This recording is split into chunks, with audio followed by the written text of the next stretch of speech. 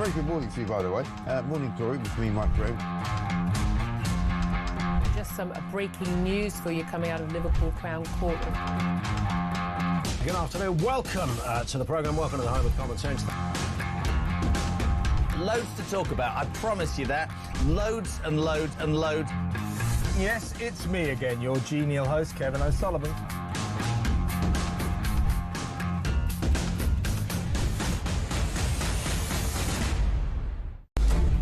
How realistic do you think a ceasefire is this week?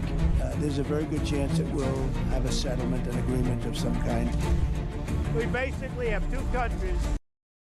Across the UK, on DAB+, on your smart speaker, on your smart TV, and on your side. This is Talk.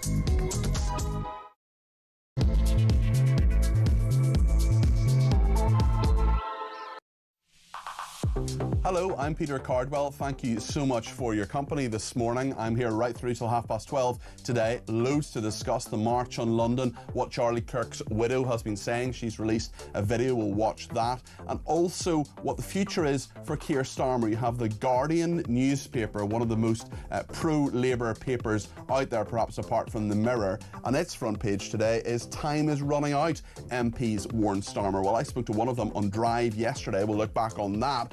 Kim Johnson, and she was certainly of the mood, I think, that Keir Starmer's days are numbered. We'll speak to another Labour MP, Jonathan Brash, in just a second and see what he thinks. But what do you think?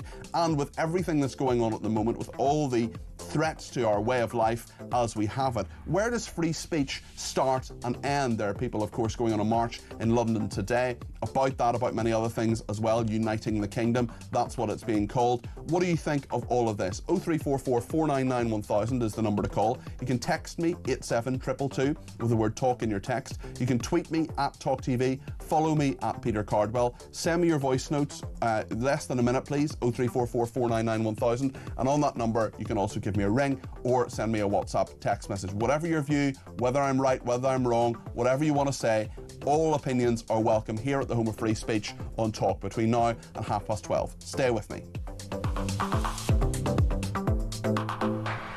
Well, what a week the Prime Minister has had, my goodness. This was Wednesday when he was at Prime Minister's Questions. He was questioned by Kemi Badenoch, who was saying, what on earth is going on with Peter Mandelson? Well, Peter Mandelson, of course, the US ambassador, he is now sacked from his role. This was about 24 hours, barely 24 hours, before Keir Starmer had to sack him. This is what he said at Prime Minister's Questions. You'll hear Kemi Badenoch as well. The ambassador has repeatedly expressed his deep regret for his association with him. He's right to do so. I have confidence in him, and he's playing an important role in the UK-US relationship. Jeffrey Epstein was convicted of child prostitution and sex trafficking that took place between 2002 and 2005. That is the precise period which Lord Mandelson called Jeffrey Epstein his best pal. Absolutely. Was the Prime Minister aware of this intimate relationship when he appointed Lord Mandelson to be our ambassador in Washington? The ambassador has repeatedly expressed his deep regret. He is right to do so. He's now playing an important part in the US-UK relationship. Well, they say a week is a long time in politics. That was literally about 24 hours before Keir Starmer had to sack Peter Mandelson. I spoke to Kim Johnson, a Liverpool MP on the left of Labour yesterday. This is what she told me. It's just one thing. We're just lurching from one crisis to another. And as I've just mentioned, Mandelson should never have been appointed, as you've just stated. It was known about his relationship, about him staying in the flats. The recent revelations that we've heard this week are unacceptable. And when you've got party loyalists coming out and defending the indefensible, I think is unacceptable. And it does bring into judgment, our Prime Minister's judgment in terms of some of these issues. And so we have been impacted quite negatively. People are not voting for Starmer. His popularity has, hit the floor. So something's not going right, and that needs to change. Well, let's speak to another Labour MP, Jonathan Brash MP. He is the Labour MP for Hartlepool. Jonathan, good morning. Good morning, Peter. How are you? Very well, thanks. Thanks for joining me today. One of your party colleagues saying you're lurching from one crisis to another. Is she wrong? No. I think it's undeniable that in the first 14 months of this Labour government, two things are really clear to me. One, that we are not doing a good enough job of communicating the good things that the government is doing. But also, I don't think the government is being bold enough. And I've seen some of the suggestions in the press this morning around wealth taxation, around nationalisation of utilities like water. And I think we do have to be bolder as a government. And I think it is up to the Prime Minister to prove quickly that we can communicate the good things that the government is doing effectively, and that we can be bold enough, because the critical thing for us is that people have got to feel themselves in their own home that their lives are getting better. Do you feel your life is better than before Labour came to power? Do you think things are better for you and your constituents since Labour came to power? I think we've seen in Hartlepool we are rebuilding schools, we are putting free breakfast clubs into primary schools, we're extending free school meals, we're investing in the town right across. But those things take time to take effect, and I think we have to go further and faster, because I talk to constituents every single day and they don't feel that their lives are getting better quick enough, and that's the thing that we have to change. And so I absolutely agree. There is a test here for the government at the highest level to prove that we can do this, or we're going to have to. Legitimate questions are going to start to be asked. What are those legitimate questions? You've said a number of things. I think you've said quite diplomatically. You've said Keir Starmer needs to. I'm not criticising you for being diplomatic, by the way. Things need to change quickly. You've talked about questions at the highest level. I mean, Clive Lewis, your colleague, has said that perhaps the time has come for Keir Starmer to think about his position. You don't seem to be quite in that space yet, but could you get there? As I say, if the job of the government and the job of the Labour Party is to make people's lives get better, and people have to feel that. And if that's not happening, and if we're not being bold enough and we're not moving fast enough to get that done, then questions about the leadership will obviously be asked. And I think that it is up to the leadership of the Labour Party to prove that we are up to the task. It's quite simple to me. And who can blame the public for asking those questions? Who can blame MPs for asking those questions? We are here to do our job for our constituents. And so we're standing up for our constituents. And if their lives aren't getting better, then we have to ask the questions as to why not. Well, we'll get into the Mandelson stuff perhaps in a minute. But I mean, one of the things that was quite striking for me was that so much of your manifesto as the Labour Party to get elected in July 2024 was about growth. Because, of course, changes only come and more money only gets into the economy in four ways, either by rising taxes, moving money from elsewhere, by borrowing, which the government says it doesn't want to do, or by growth. Yesterday there was zero growth. That's what's happened. That's not what the government wanted to happen. Do you think that the government understands business and understands the economy? Because, I mean, we just have a top team of a number of people who a lot of our viewers and listeners feel very critical of. Starmer, we've talked about, we'll talk more about him in a second, but also Rachel Reeves, the budget that she has coming up. It is inevitable, is it not, that she is going to have to raise taxes? Well, let's be fair. The UK has had the fastest growing economy in the first 2 quarters of 2025 in the G7. I mean, that's a little bit like saying we're the tallest of Snow White's housemates. I mean, the G7 isn't the most fastest growing group of nations, really, is it? It includes the United States, and I think we should just be clear that times are tough across Western economies at the moment. Having said that, I do believe that we have to be bolder in the choices that we are making. I am a supporter of a wealth tax. I don't want taxes to go up for ordinary working people. I want us to look at things like council tax, which I've spoken to you about before, Peter, and we need a revolution there because it's a regressive tax that is imbalanced and hammers deprived communities like Hartlepool. So we do have to be bolder in the decisions we make, and I hope those bold decisions will be made in that budget. Would a wealth tax actually work, especially if you're scaring off millionaires? Now, we'd all love to be a millionaire. Some people feel jealous of people, of course, who have lots and lots of money. I'm not suggesting you're one of those people, but we know that the top 1% pay about 30% of the tax in this country. Where does the tipping point come? Because we know that at least some millionaires are leaving this country and taking their tax take with them. And I think most of the evidence shows it's nothing like it's been reported in some parts of the press in terms of people leaving this country. There's not really been anyone fleeing in any significant way the country. What I'd say is, if you put out a small wealth tax on estates of over £10 million, and I'm sure most of your viewers are thinking 10 million is a lot of money to have, you could raise billions that could go into our public services to make the lives of the people watching this right now better. That seems to me to be a pretty straightforward, sensible way of improving the lives of the people in this country. By taking a very small amount of money from some of the most richest people in our country, that seems to be eminently sensible. Who will you be backing for Deputy Leader of the Labour Party? We know Lucy Powell, recently sacked from the Cabinet, is running, as is Bridget Phillipson, the Education Secretary. Who are you backing? So I nominated my fellow North East MP, Bridget Phillipson, although I'm a huge fan of Lucy Powell. I think she's absolutely fantastic and did a brilliant job as Leader of the House. Did she? I mean, yes, she said on BBC's Any Questions that to raise the rape gangs inquiry was dog whistle politics. Which I disagree with. I mean, we can all appreciate each other's work and disagree with individual things that they say. I didn't agree with that then. I think she apologised for saying it. But I think she did a very good job of Leader of the House. It's not an easy job to do. I really like Lucy. But I've nominated Bridget.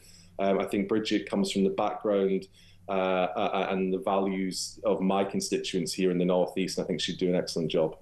Keir Starmer, just to talk about some of the revelations in the Times today, he defended Lord Mandelson, although Downing Street and the Foreign Office were already aware of damning emails between him and the convicted paedophile Jeffrey Epstein. The Foreign Office sent details of a cache of emails early on Tuesday, passing them to Number 10, 2 days before Starmer decided to sack Mandelson. The revelations will fuel criticism of Downing Street's handling of the scandal, says The Times. Growing concern that Mandelson could inflict political revenge on Starmer for the sacking. You're not responsible for any of that, Jonathan. I'm not holding you responsible for any of it. But it is a mess, isn't it? And how much do you fear that Peter Mandelson will wreak revenge? Well, I think it's important not to play into the stereotype of Peter Mandelson and wreaking revenge. I mean, I read those emails this week and I was horrified. They were indefensible. I could not believe what I was seeing. It was absolutely abhorrent. There was no defence for any of it, and it was right to sack him. I think questions do have to be asked why the Prime Minister wasn't made aware of those emails until Wednesday night, I understand. But I mean, it's caused outrage across the political spectrum, both here in Hartlepool and beyond. I've spoken to Labour colleagues here in Hartlepool on the council. They took a decision on Thursday and have written to Lord Mandelson to say that they're actually withdrawing the freedom of the borough that he was awarded, I think in 2011, because they are so absolutely disgusted by what they have seen. So it's a terrible situation. It was right to sack him. And I nothing really more to say other than Okay, well, that's a very fair and honest answer, so thank you, Jonathan. I just want to play a message that Erica Kirk, Charlie Kirk's assassination, of course, this week, absolutely horrendous thing, has been something our viewers and listeners have been talking about a lot. We're going to talk about it more today. Erica Kirk, his widow, has put out a message. I just want to play a bit of this now and then get your reaction, Jonathan. This is Erica Kirk, who is the widow of Charlie Kirk. You should all know this. If you thought that my husband's mission was powerful before, you have no idea. You have no idea what you just have unleashed across this entire country. In this world, you have no idea. You have no idea the fire that you have ignited within this wife. The cries of this widow will echo around the world like a battle cry.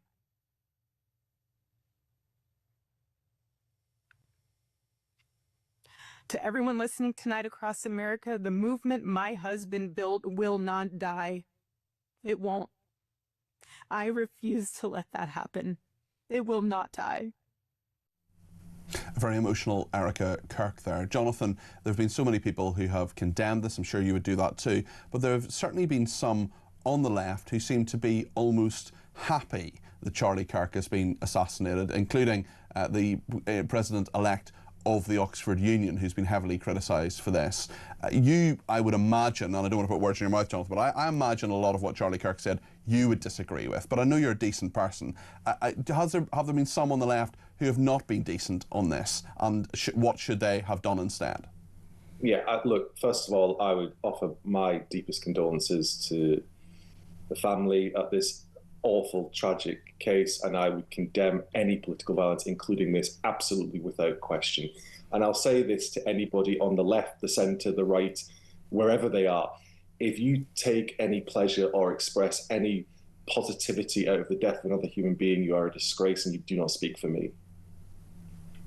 Yeah, and I think that's a very, very stark message. On the Oxford Union president? I mean, a disgrace. I mean, to suggest anything positive or good coming from the death of another human being in these circumstances is simply appalling. There's no defence for that whatsoever. They should be ashamed of themselves. Okay. Jonathan, just looking ahead briefly to Labour Party conference, that's coming up. It's going to be a muted affair, I would imagine. In terms of what the activists are saying, you're obviously in your constituency now, talking to ordinary party members, talking to members of the public. What are they saying to you about Keir Starmer? That they want a government that is delivering on the priorities of the British people, and that they want people's lives that they represent here in Hartlepool and elsewhere to get better. You know, I live in Hartlepool. I speak to people every single day. I was in a surgery yesterday listening to people talk about crime and antisocial behaviour, special educational needs provision and poverty and many, many other things.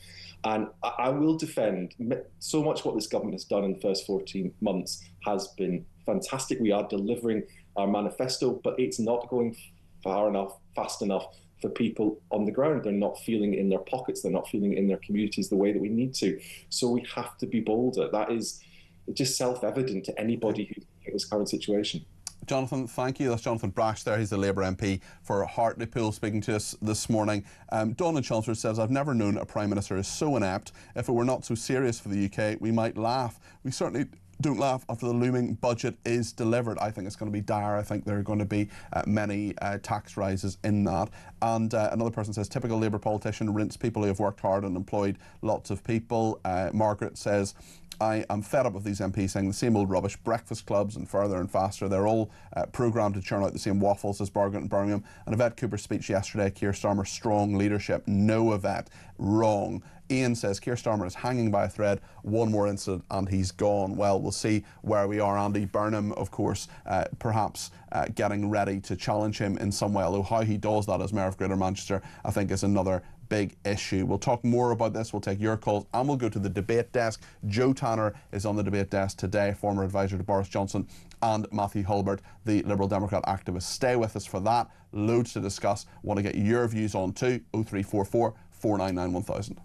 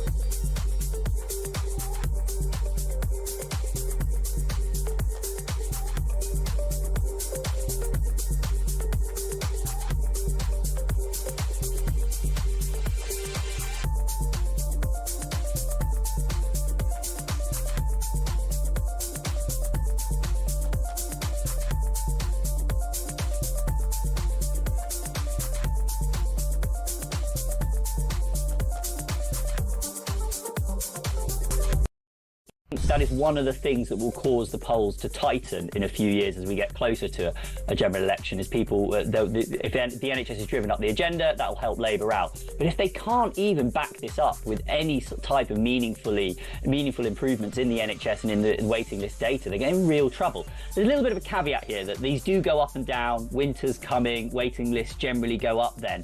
But again, as you said, he promised real significant progress on this, and whether or not it's a little blip, there still is nothing meaningful happened.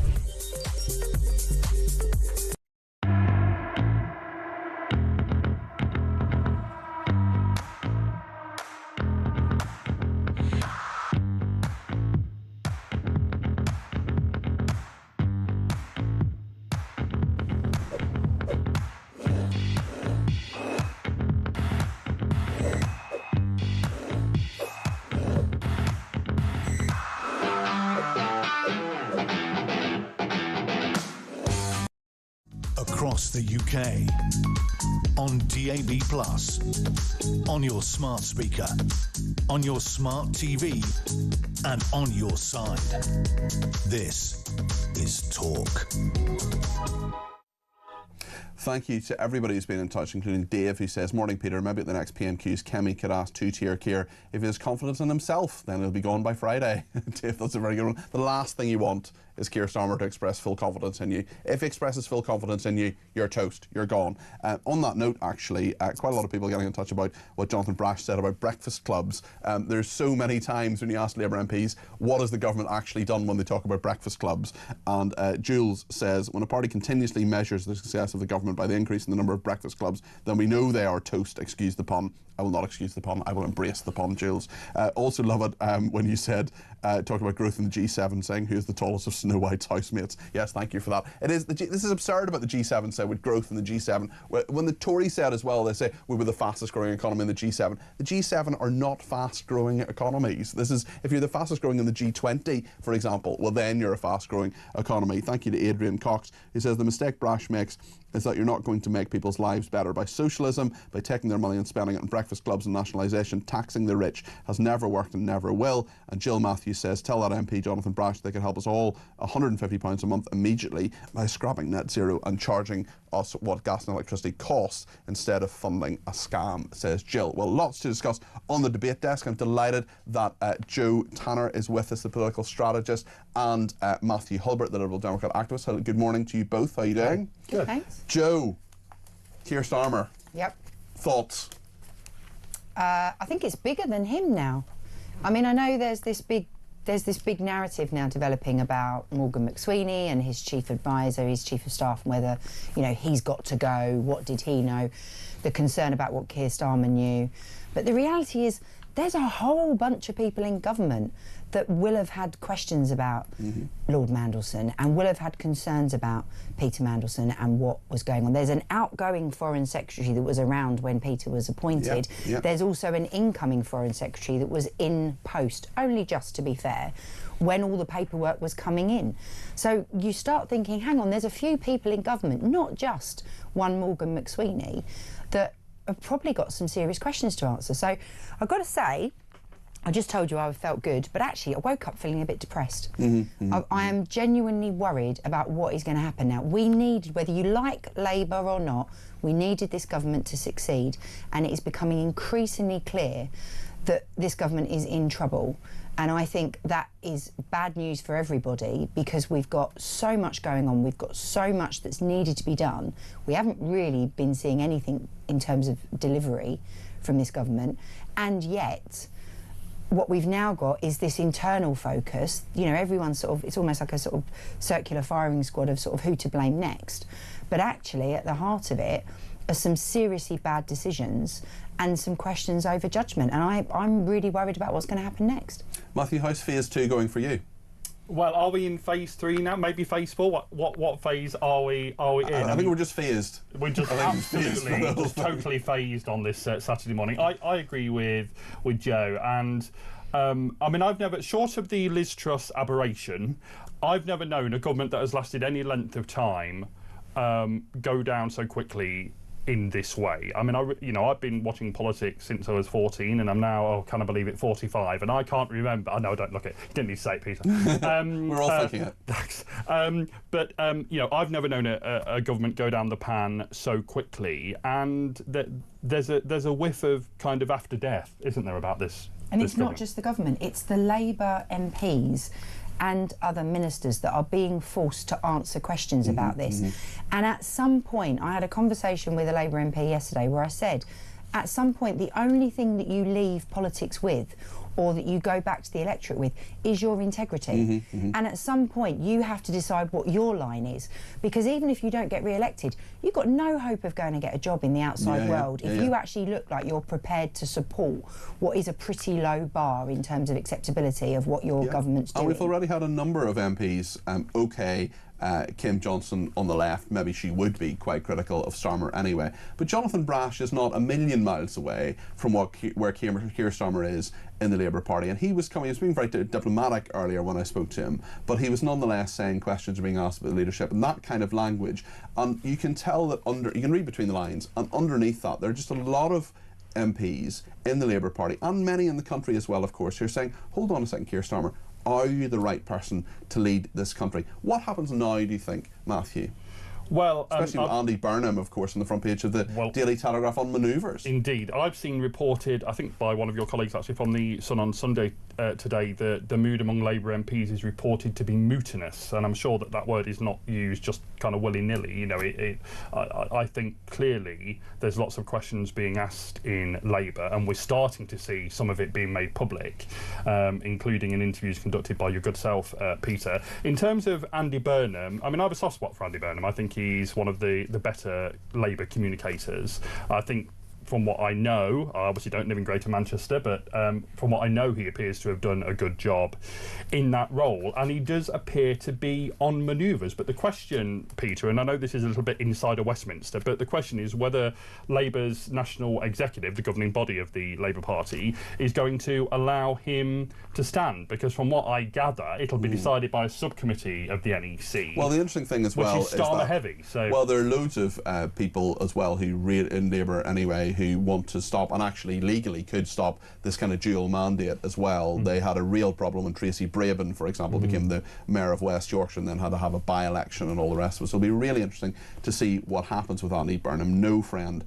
of Keir Starmer, certainly. Tarquin is in London and has given us a ring on 0344 499 1000. Tarquin, what do you make of this? Brilliant point, Peter. I think the thing is, what one of your previous correspondents just said, I just like embellish upon it and ask your opinion too, Peter, is I think we have actually got kind of post-political now. We need a good government. It doesn't matter what colour they are. We're in such a mess with the economy, with the cost of living, with immigration. The only thing we've got to look forward to with this current incumbent, as Andre Walker says, is 10 million more migrants. That's all we've got and that's a very big issue, Tarquin. Certainly, we'll talk much more about migration as it goes on. But I know what tell me a bit more about what you were saying there about being post-political. That was interesting. It's almost to the point where it's 1939 in reverse, where we've got a threat from all sorts, not just like the Nazi threat coming across, or potentially in 1938 with Czechoslovakia, Sudetenland. Do you think it's as bad as all that? I mean, is that comparison a reasonable one? No, well, I mean, everyone's, even John McDonnell seems to like to reference that these days, doesn't he? I think the point, we're at the point of almost like a national emergency. This economy is so at the brink of IMF territory, like Dennis Healy. We need somebody, the grown-ups really do need to come back into the room, and whether that's Nigel, I know you might think he's a bit flaky. The grown-ups, Nigel Farage, give me a break. Yeah, absolutely, we need to have all the opinions, because we haven't got all the opinions around the table anymore. We've got a particularly ideological set of opinions. That's the problem. You don't think Nigel Farage is ideological? Sorry? You don't think Nigel Farage is ideological? I think Nigel Farage is actually a lot more pragmatic than the current incumbent Fabians we've got, yes.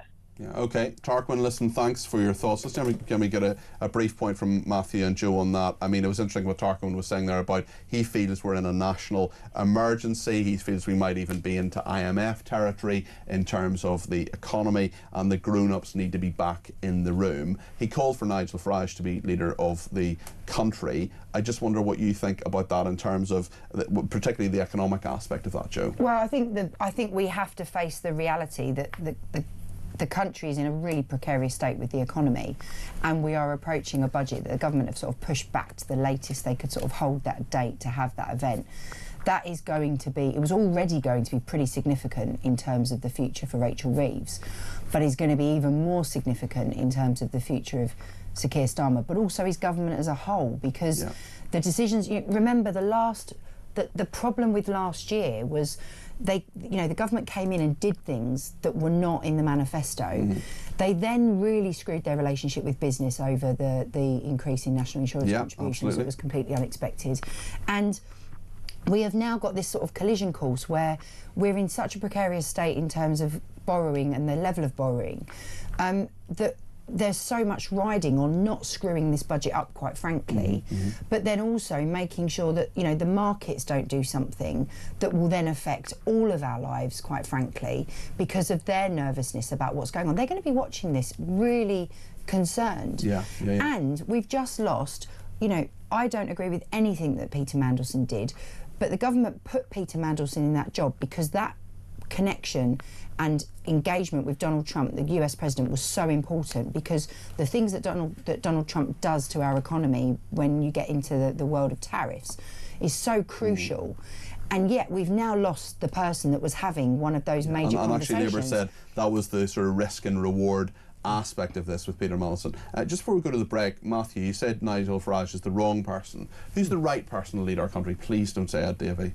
Well, I mean, I've just written down a point here to say, so it's funny you say that, saying that, you know, say what you like about the coalition, and I actually oppose much of what it did as someone from the left of the Liberal Democrats, but actually, in comparison to what followed, it was one of the better governments of my lifetime. And so, you know, folks out there who kicked the Lib Dems out of government in 2015, I hope you're happy. Look what's happened.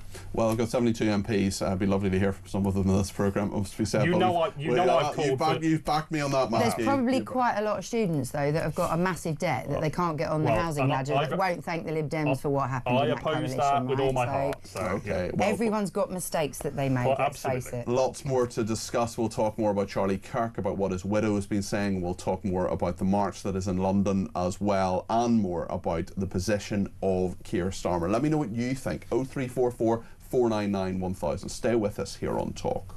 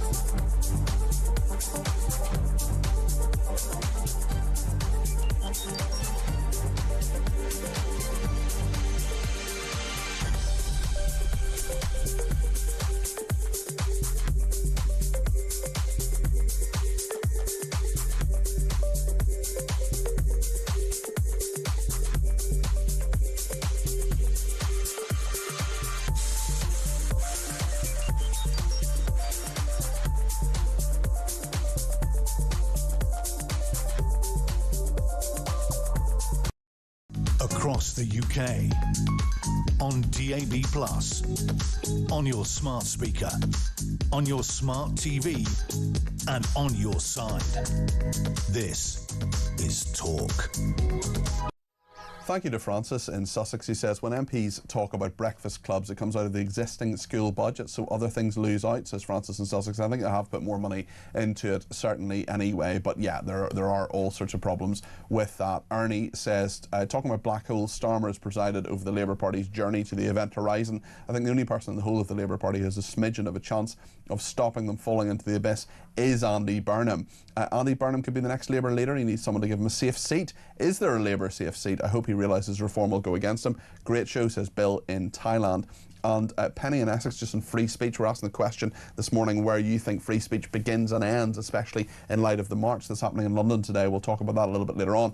Penny in Essex says there's no free speech anymore. I always say let's agree to disagree agreeably, but these people are beyond all reason. They only ruin their own lives, but for the families, more importantly, the families of those they murder, of course, the person they kill, utter madness. And Sean in Gloucester says, like anything else, free speech has limits. There is a point you cannot go beyond. How about some simple manners and respect, which seem to have been forgotten by the ever increasingly hysterical loony lefties? Now their fantasy world is falling apart. We need an election now, says Sean in Gloucester. And just one more question to Matthew Hilbert, actually. This is from Jason in the Lake District, who says, Matthew Hilbert fails to understand Nigel Farage as a patriotic leader. He cares more about his country than any of the other leaders. Only people like Matthew call him divisive and dangerous. Matthew, your thoughts on that? Oh, I think Nigel Farage himself would admit that he's divisive. He's absolutely a Marmite politician. People either, absolutely love him or, like me, loathe him.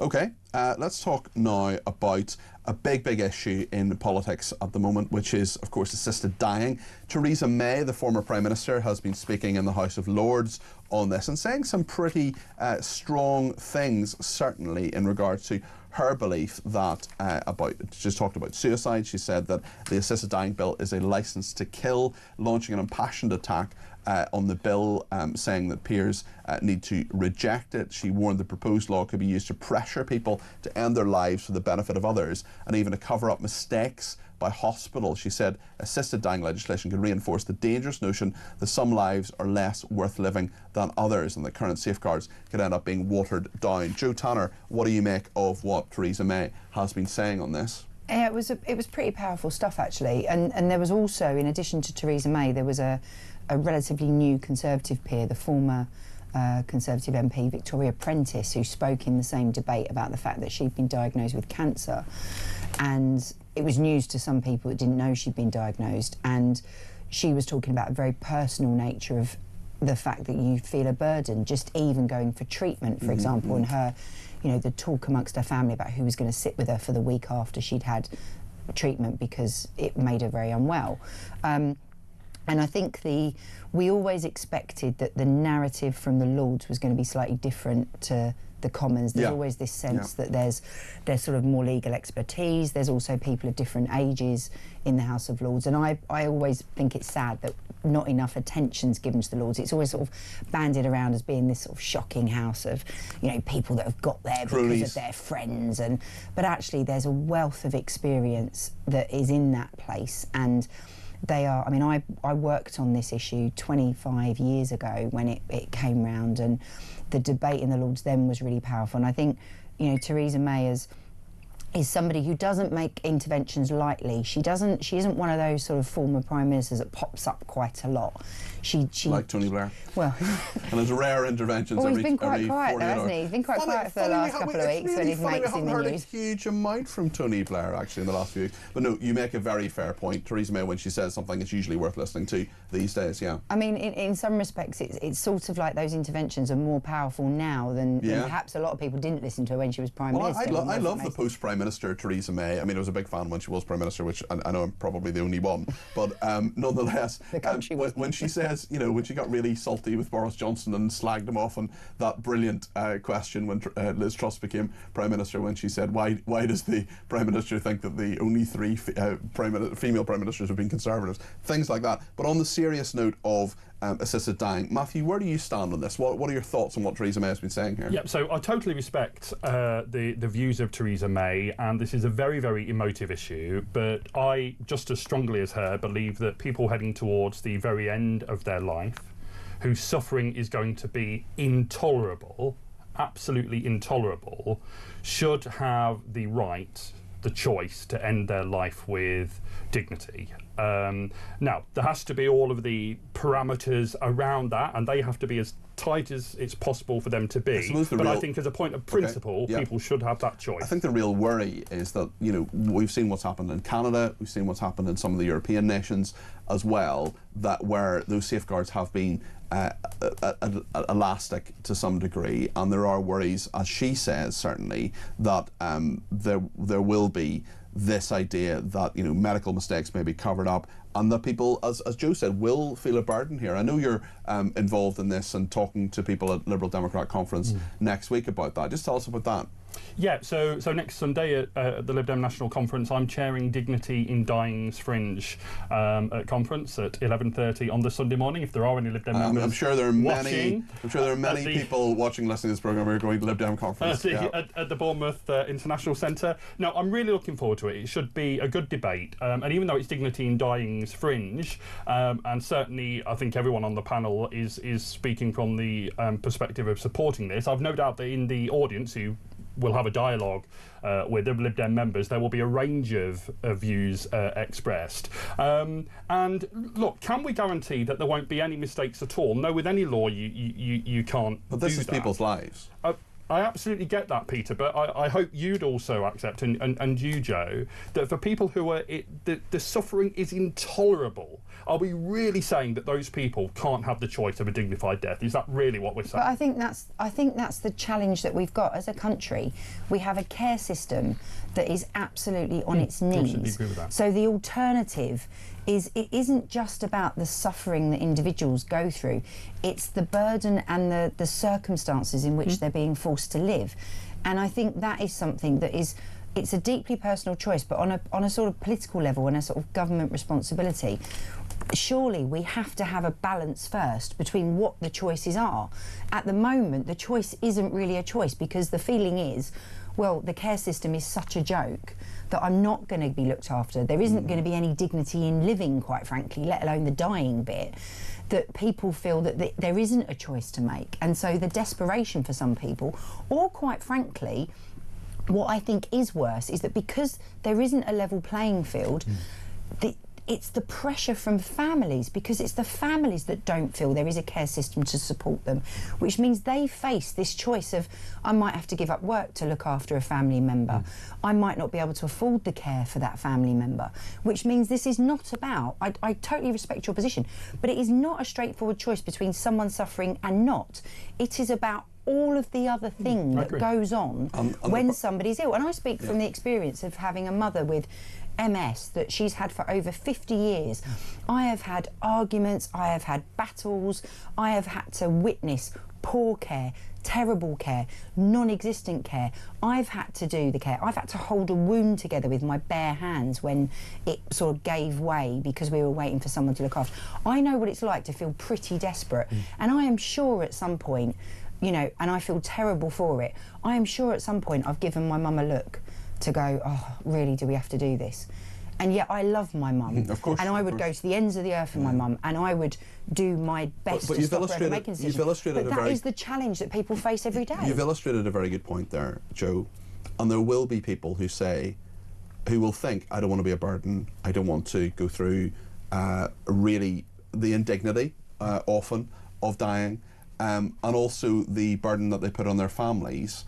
At the moment, it's just proposed that it's the, you know, with a 6-month diagnosis. But even one of the most vociferous campaigners, Esther Ranson, was given 6 months to live, and that was nearly 3 years ago, Matthew. So it is a really, really difficult debate, isn't it? It's a really difficult debate. You know, I've given you what my view is, but I respect people that take a differing view. I'm really sorry to hear about your mum's experience, and I know you won't know this, Joe, because we met for the first time today, but my mum died in 2022, 2 days after waiting 11 hours for an ambulance after a fall at home. And one of the reasons that happened, we subsequently found out, was that ambulances were backed up outside a local hospital, unable to offload patients. And why were they unable to offload patients? Because there were patients in hospital well enough to go home, but who didn't have a care package for them at home. So I'm absolutely well aware of the issues with but isn't that care. where the focus should be for everybody, on sorting that out, rather than deciding about how to help people die? Well, you hope that we could do both, for everyone? Well, but shouldn't we at least say, let's get that thing fixed first?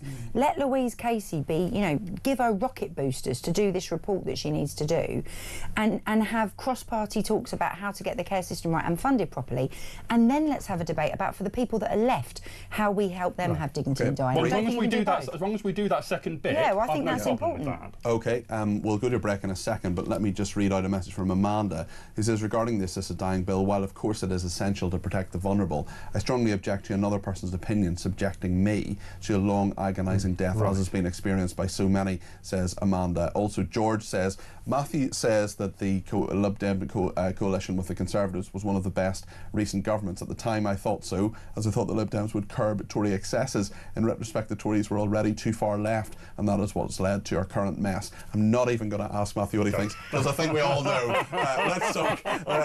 Let's go to a break, and we'll talk more about this in a second.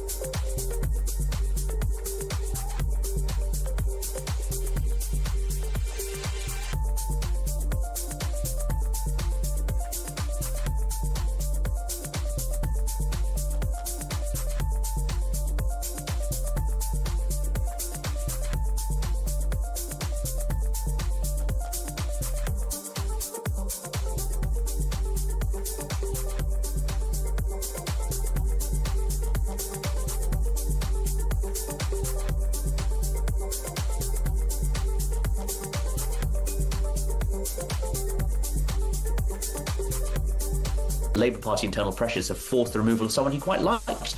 So I think that that's put a downer on it. And of course, every time we've had one of these visits, Alex, we think the whole question is, will the kind of Trump-Starmer relationship blow up? We've had a couple now. I think it's taken the sting out of it. But right now, it seems that there could potentially be some flare-up.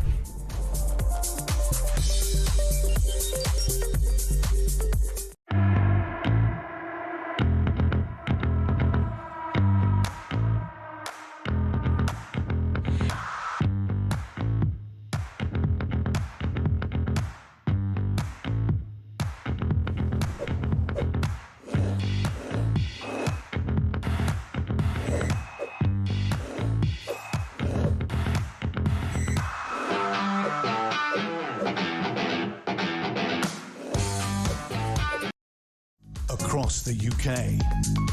On DAB+, on your smart speaker, on your smart TV, and on your side.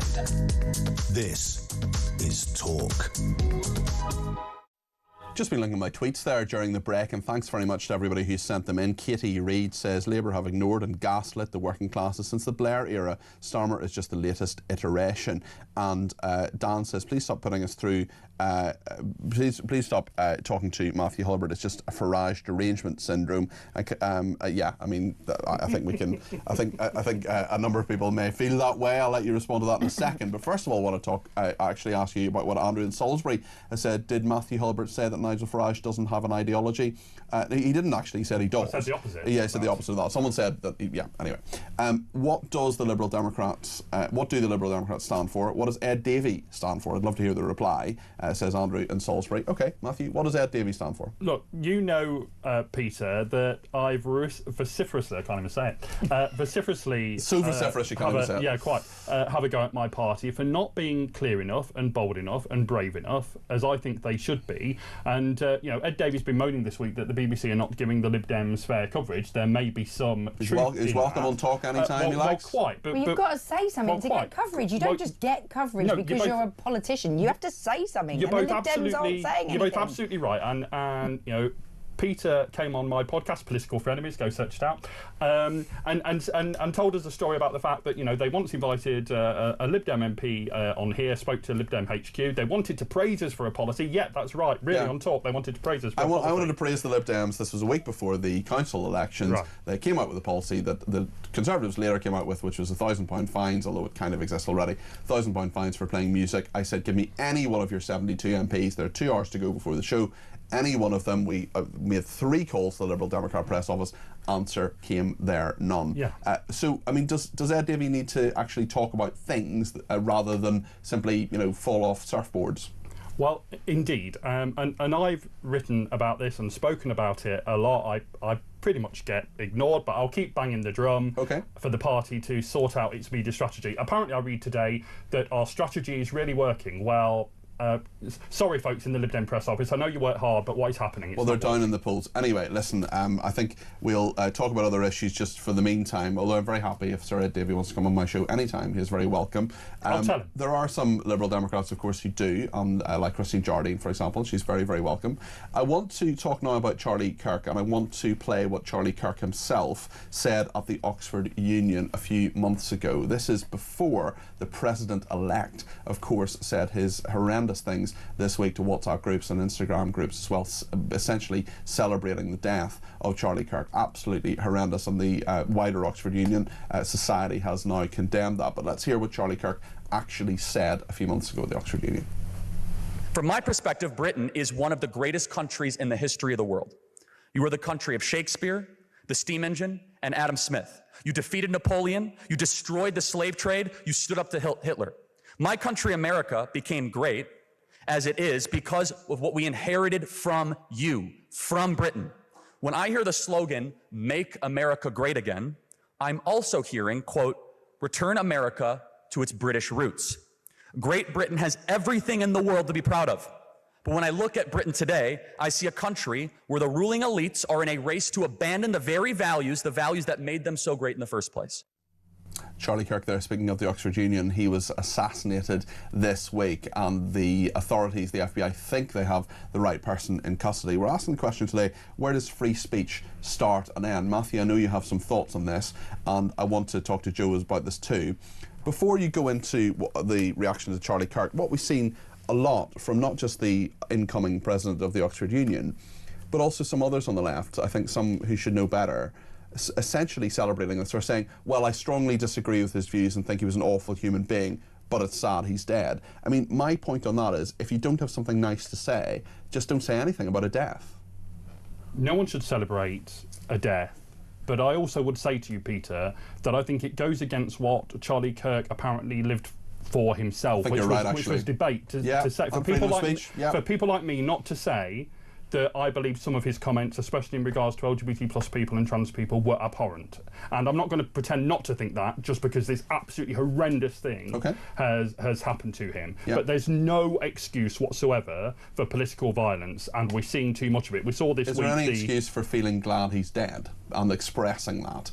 Because there are some people on the left here, I'm not accusing you of doing that or accusing you of supporting that, but it's so unseemly when that happens, isn't it? It's deeply unseemly, and we were talking earlier, you know, I think this guy, the president of the Oxford Union, I mean, he's kind of damaged himself for life now. Who's going to employ this bloke? I mean, you know, I know he's only young, and I hope that he changes his mind on these things, because we all should have human dignity for each other. And I can tell you that, you know, Charlie Kirk, for as much as I disagreed with him, was clearly a man of great faith, and I just hope he's in his father's arms today.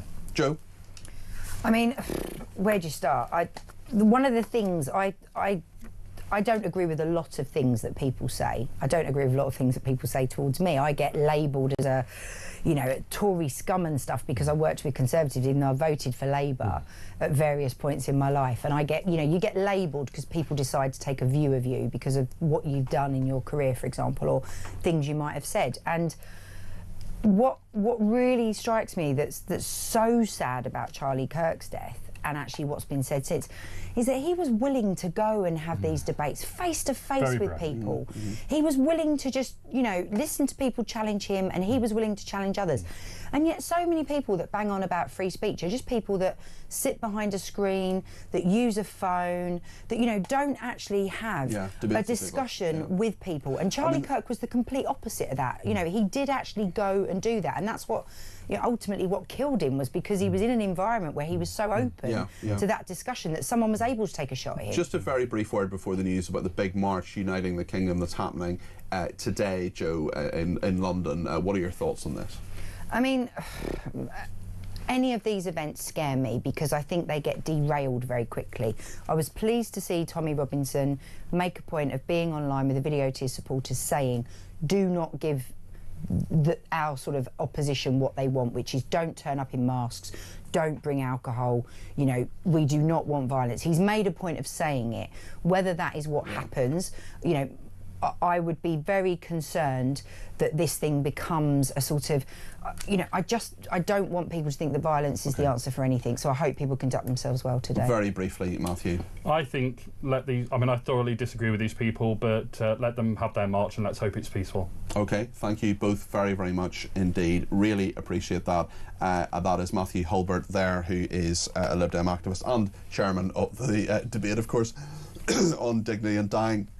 At the Lib Dem conference, if you're going, the Lib Dem conference starting. Of course, we've had reform.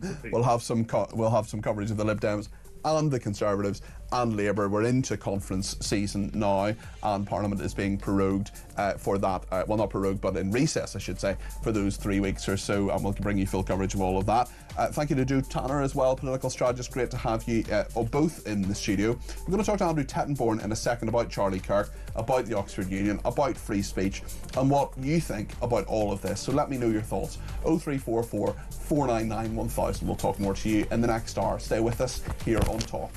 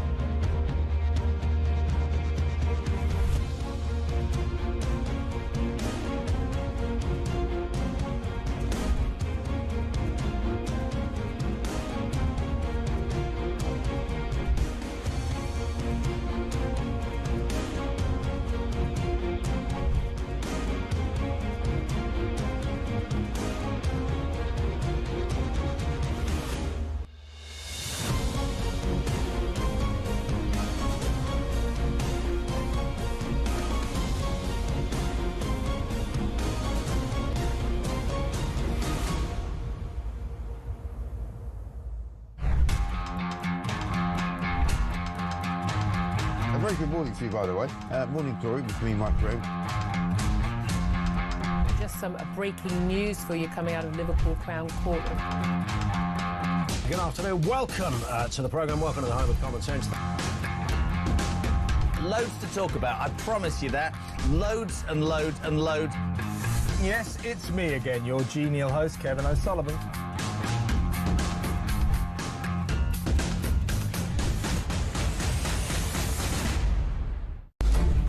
How realistic do you think a ceasefire is this week? There's a very good chance that we'll have a settlement, an agreement of some kind. We basically have two countries. Across the UK, on DAB+, on your smart speaker, on your smart TV, and on your side. This is Talk.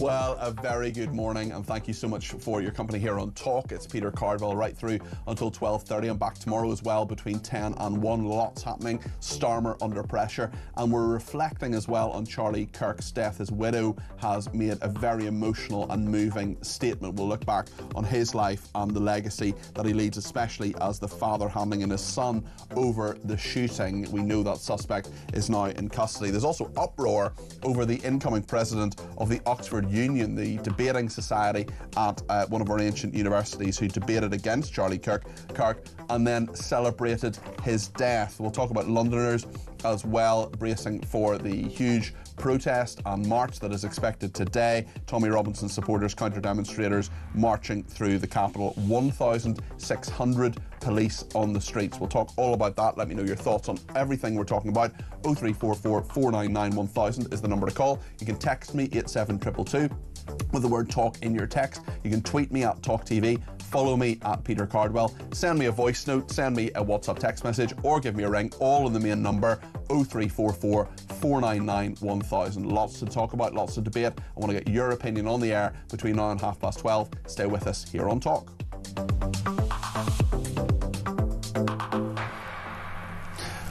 Well, Charlie Kirk was killed this week. Absolutely horrendous assassination. We know that there is a suspect who they're pretty clear is the person who did it. Certainly we've heard the phrase, "we got him," from the governor of Utah. We've heard from Spencer Cox on that. We've also heard from President Trump that he is very certain, very sure, anyway, as sure as he can be, that this person is the person who assassinated Charlie Kirk. I just want to remind you who Charlie Kirk actually was. We have a load of viewers and listeners who knew who he was, who watched his videos, who knew that he was a real champion of free speech, and we're actually asking the question today about free speech, about its threats in this country, about where it begins and ends, what you think. So I just want to remind ourselves of Charlie Kirk. This is what he said about the UK, actually, at the Oxford Union, this society, the Student Society, of which I was a member. I was very privileged to go to that university. It's a big debating society. It's meant to be a bastion of free speech, but as president-elect, the guy who'll take over in a few weeks' time as its president, has been celebrating Charlie Kirk's death after having debated him, which is just awful, absolutely horrendous. Let's remind ourselves what kind of person Charlie Kirk himself was, what he said about this country.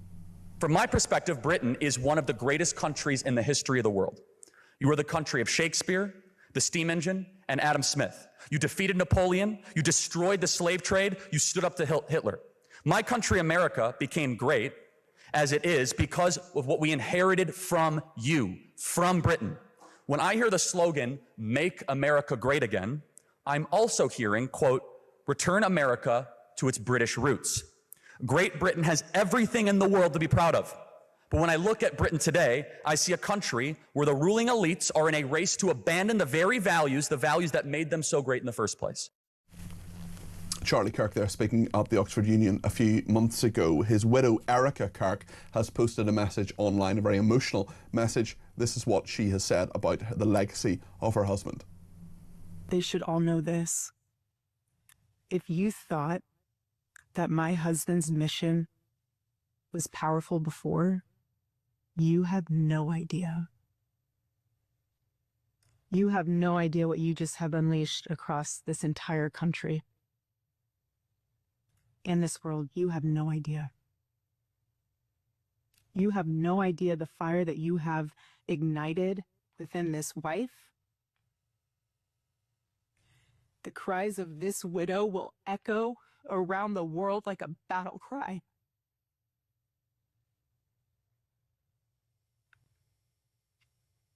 To everyone listening tonight across America, the movement my husband built will not die. It won't. I refuse to let that happen. It will not die. Well, that was the very moving words of Erica Kirk, Charlie Kirk's widow. We're going to talk now to Andrew Tettenborn, the writer and academic. Andrew, a really tough week for America and many of Charlie Kirk's fans and followers right around the world. What do you think this says? Well, I think it's a very strong blow, actually, in favour of free speech that we've had the reaction that we have. The point about Charlie Kirk was that although he was dismissed as a far-right shill by people who ought to have known better, if you look at what we actually know about him, he was no such thing. He was a very strong believer in free speech, and as you mentioned earlier, if someone disagreed with him, his immediate reaction was to go up and argue with them. If you look at his politics, it wasn't unthinking right-wing politics. Okay, it wasn't everybody's cup of tea. It was essentially conservative, muscular Christianity, but no more. If you look at some of the left-wing organizations that investigate the far right, they actually found very little to say against him.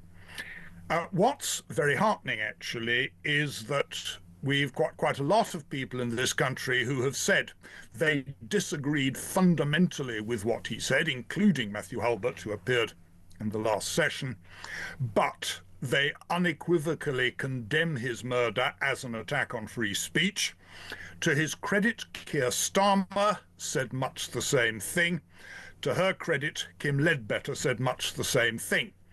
Now, you always have the scumbags who will dance on people's graves.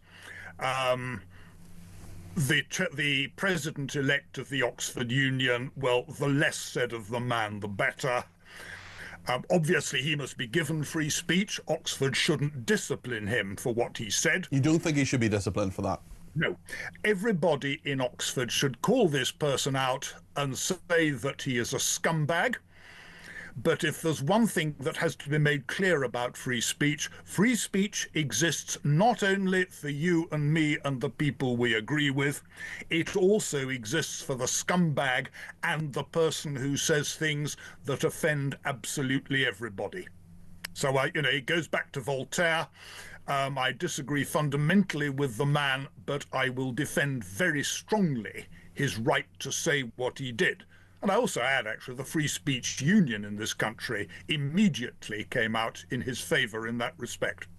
Yes, it's very interesting in that respect, particularly, I mean, this is a student society, but being elected president of the Oxford Union is no small thing. It's a very, and many presidents of the Oxford Union have gone on to become Prime Minister, have gone on to do many other things. Do you think that, given the widespread revulsion, that maybe he would consider his own position himself, not necessarily be excluded by anybody or be sacked in some way, but actually consider resigning? Should he consider resigning?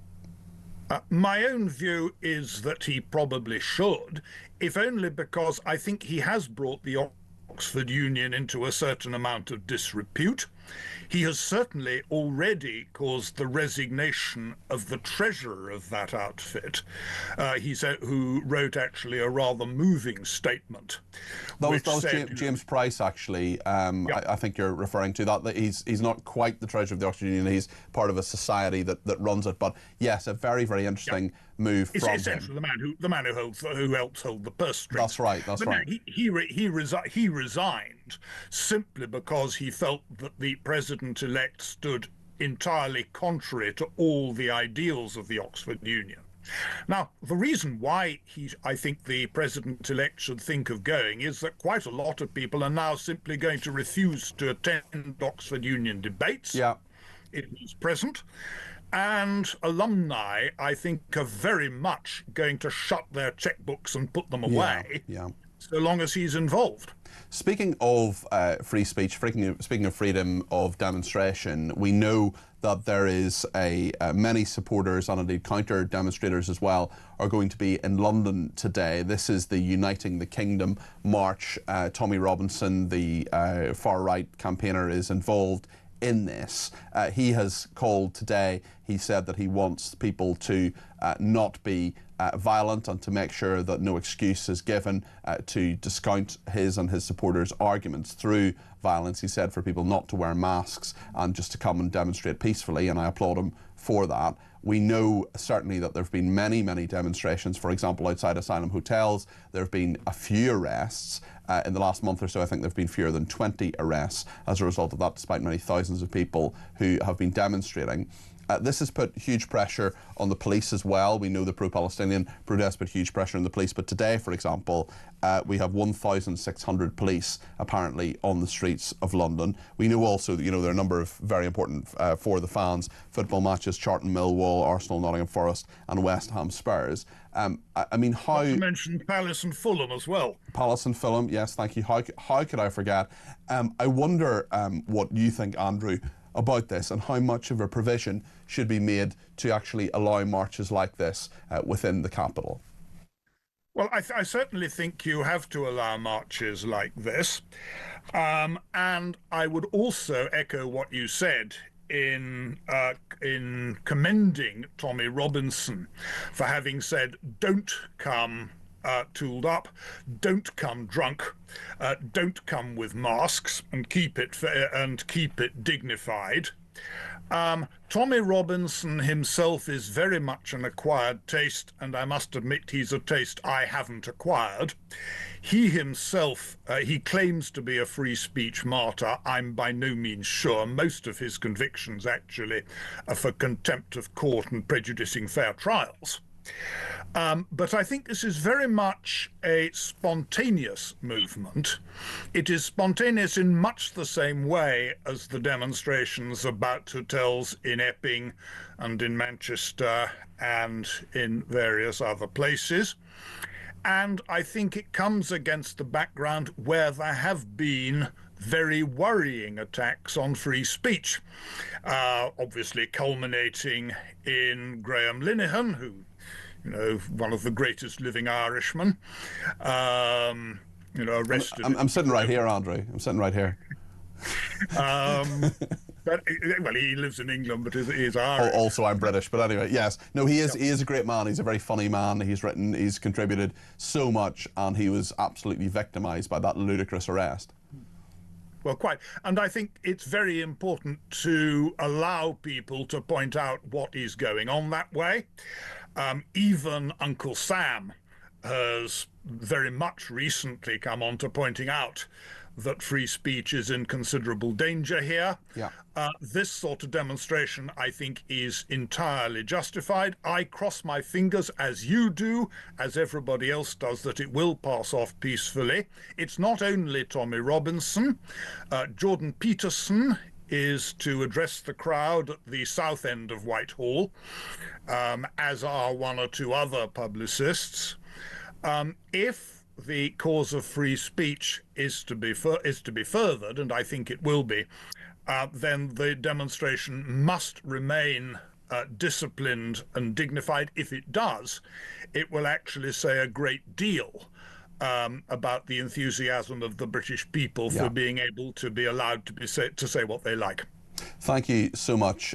Really appreciate your thoughts. That is Andrew Tettenborn there, the writer and academic. Let's hear a few of your voice notes. Ash has been in touch. Let's hear what Ash has to say. Hi Peter, Ash from Preston. I am sick of hearing Labour MPs and Starmer say, we've given free breakfast clubs, we've raised the minimum wage, give everybody a pay rise. It's not, none of this stuff is free. It's costing the taxpayer millions, if not billions of pounds now every year, billions of pounds that we don't have. It should be up to the parents to feed their kids, not free breakfast clubs. And as for the minimum wage, all it's doing is putting businesses out of business, and it's stopping people hiring other people. Then those people have to go and claim benefits instead. Cheers, great show. Thank you very much. Steve has been in touch as well. Hi, Peter. Steve from Portsmouth. Good morning. Great show. Your Labour MP that's on at the moment is typical of the Labour Party and how it doesn't see the big issues facing this country. They are obsessed with a political ideological stance. And basically last year, by their talking down the black hole, they flattened the economy, then the budget that killed any investment or any growth in business. And they just cannot see that their economic policies are killing this country. They're touting out some little policies like free school meals and this kind of thing. Fundamentally, they should have raised taxes last year. They are tinkering around the edges trying to avoid this big decision. But this country needs a penny on the pound untaxed. Simple as that, simple economics. Thank you, Steve. Let's hear another one about tax. Regarding the wealth tax, that sounds great because everyone says, I haven't got 10 million quid. But when all those people with 10 million quid do leave the country, and I know people that have got about 1 million quid who have now gone, then it's going to be borne on the shoulders of the people with 5 million quid. Then it's going to be the top 10%. And then eventually it's going to be anybody who's got a house in the southeast that's worth 500 grand, which is what most of them are, or London, then it will be a tax on them. And the other thing I wanted to say regarding council tax, why is it the poshest part of London, Wandsworth and Kensington, where all the houses are worth 1 million quid, they're only paying about £900 in council tax? How is that fair? My house is worth about 250 grand and I'm paying £2,000 a year in council tax, yet they've got £1 million houses. I think that's a very, very fair point. And the council tax system is based on all sorts of calculations from the early 90s, which are horrendously out of date. But you know and I know that if they recalculate that, we're all going to pay more. Let's hear from Brad. Hi, Peter. Every time a government spokesman is asked about their record, the only positive they can ever offer is breakfast clubs. That really is a sad indictment, I think. Totally agree with you, Brad. If I hear breakfast clubs one more time, I mean, all it is spending. You're just throwing money at it and saying, well, you know, have a breakfast club. And listen, I don't want any kids to go to school hungry, but I also think it's at least part of the responsibility of a parent to feed their kids. I'm not sure that that is something that schools should be doing. I'm not against it per se, but if that's the number one thing you can say after 14 months of government, well, maybe there should be a few other things that they should have done. Let me know your thoughts on all of this. 0344 499 1000. We'll take more of your calls and thoughts next here on Talk.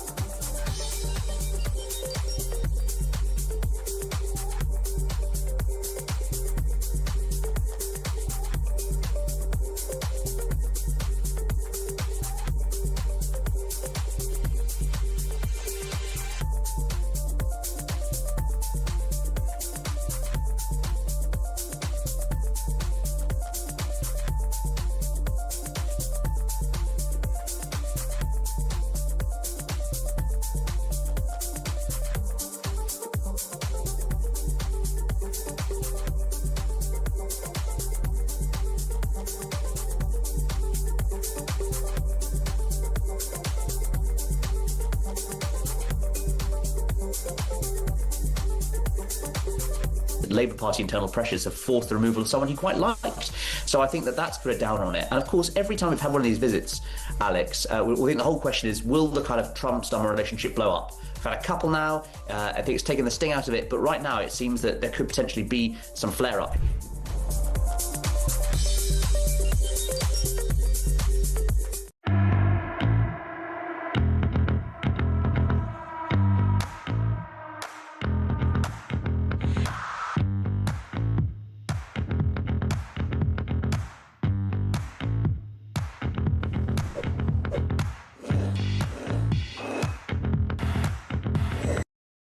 Across the UK, on DAB+, on your smart speaker, on your smart TV, and on your side.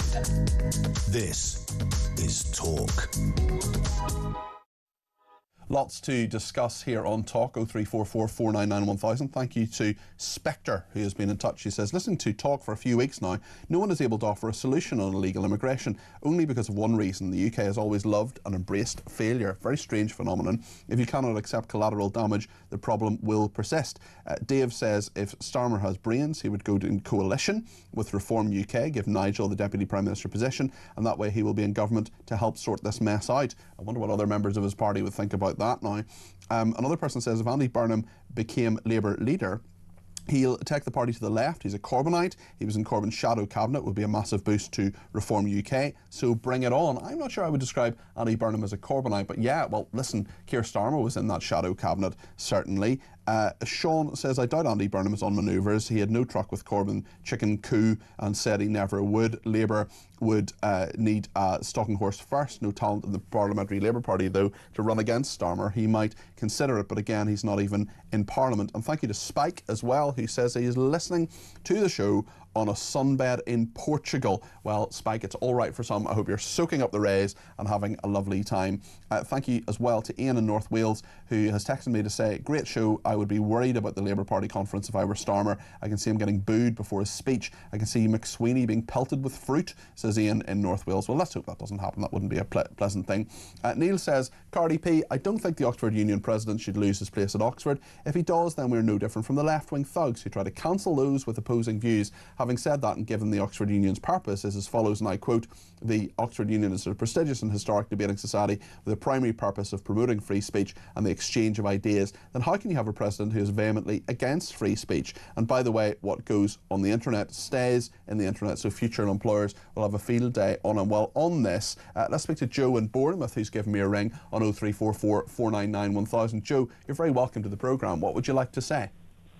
Good morning. Morning. Yeah, just in regards to the Oxford Union president, as I think most people that listen to Talk will agree, we don't want to stifle free speech and he's got a right to say what he thinks. But I do think holding a position like he does, Oxford should make him basically have a live debate like Charlie Kirk does, same sort of scenario, open to the public, where he has to defend what he's come out with. Yeah, that's a very, very good point, actually. I'd be very surprised if he doesn't resign, actually, from that post, because I think it's probably untenable to have celebrated that. Were you someone who followed Charlie Kirk? Did you watch his videos? I used to see it pop up occasionally on feeds. To be fair, I didn't have too much. I didn't realise how big he was in America. Yeah, neither did I. I'm going to be brutally honest, neither did I, Joe. Yeah. And I think a lot of his stuff was due to, a lot of things I didn't believe in was due to his religious beliefs. And, you know, everyone's got their religious beliefs and we have to accept that. And that's a lot of the stuff I couldn't agree with. But again, he's free to say what he said and how he was. I thought he was always polite, always, you know, would speak to anyone. And I think that someone, like I say, this union president, really, the problem we get now is a lot of people throw their views out, but they never debate it. A lot of the left seem to spout their thing, but they'll never come into a full conversation with you. And I think that's where we need to change. He should be forced to defend it.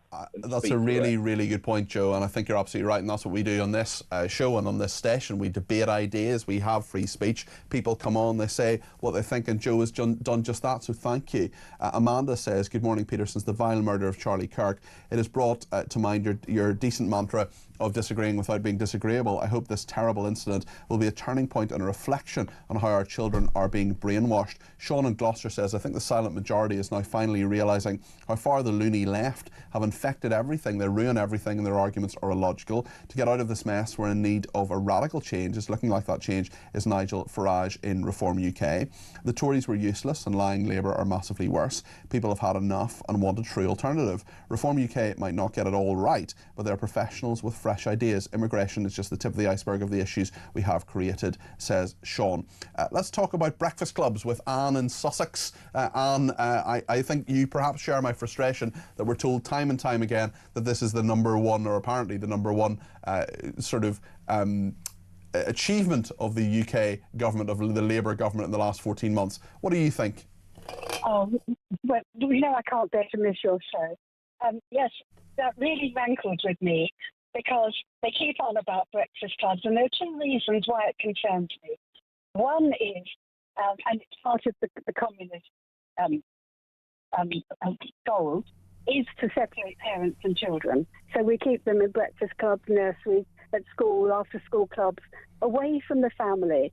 And I know that breakfast with my children was when we had lovely discussions in the mornings and, you know, and after school.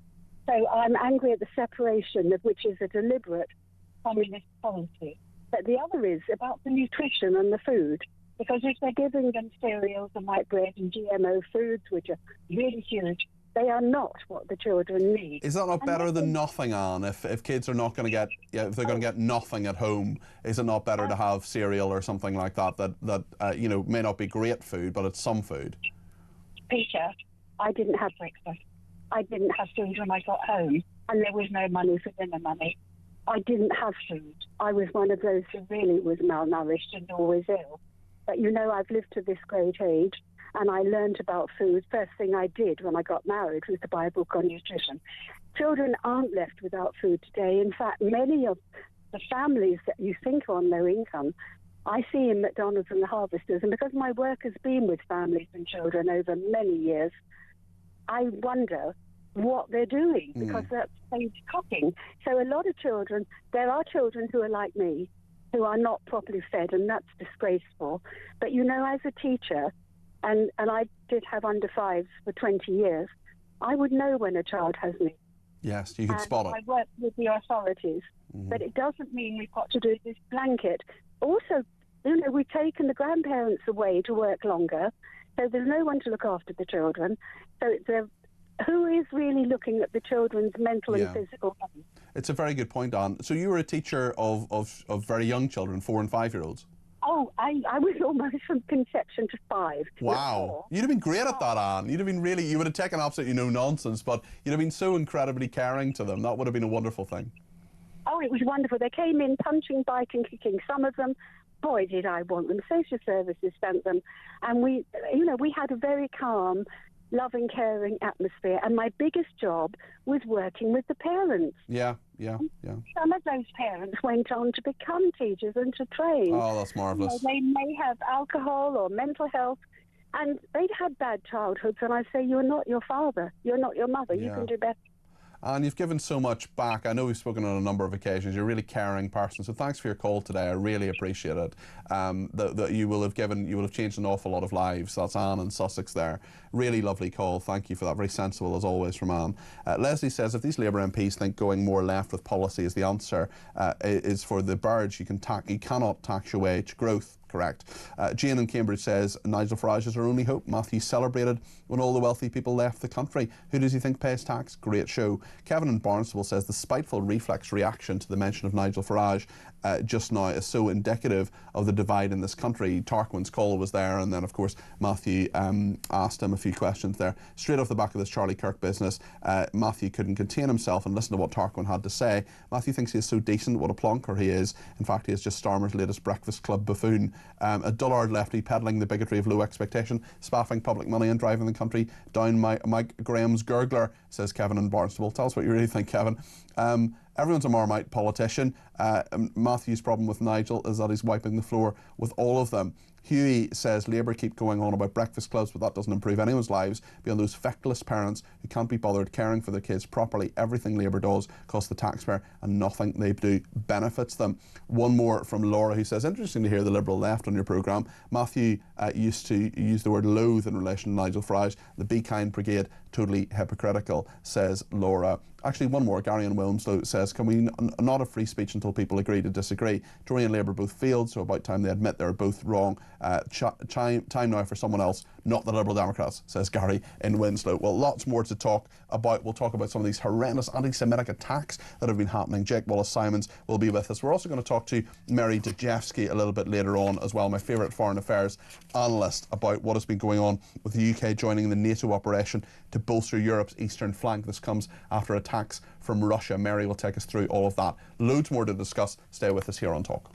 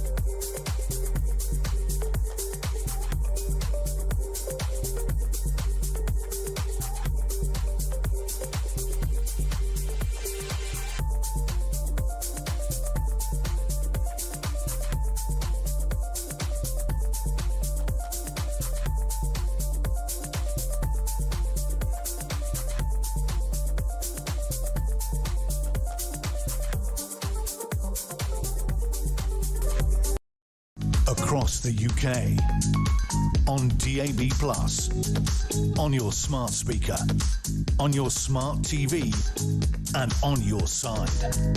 This is Talk.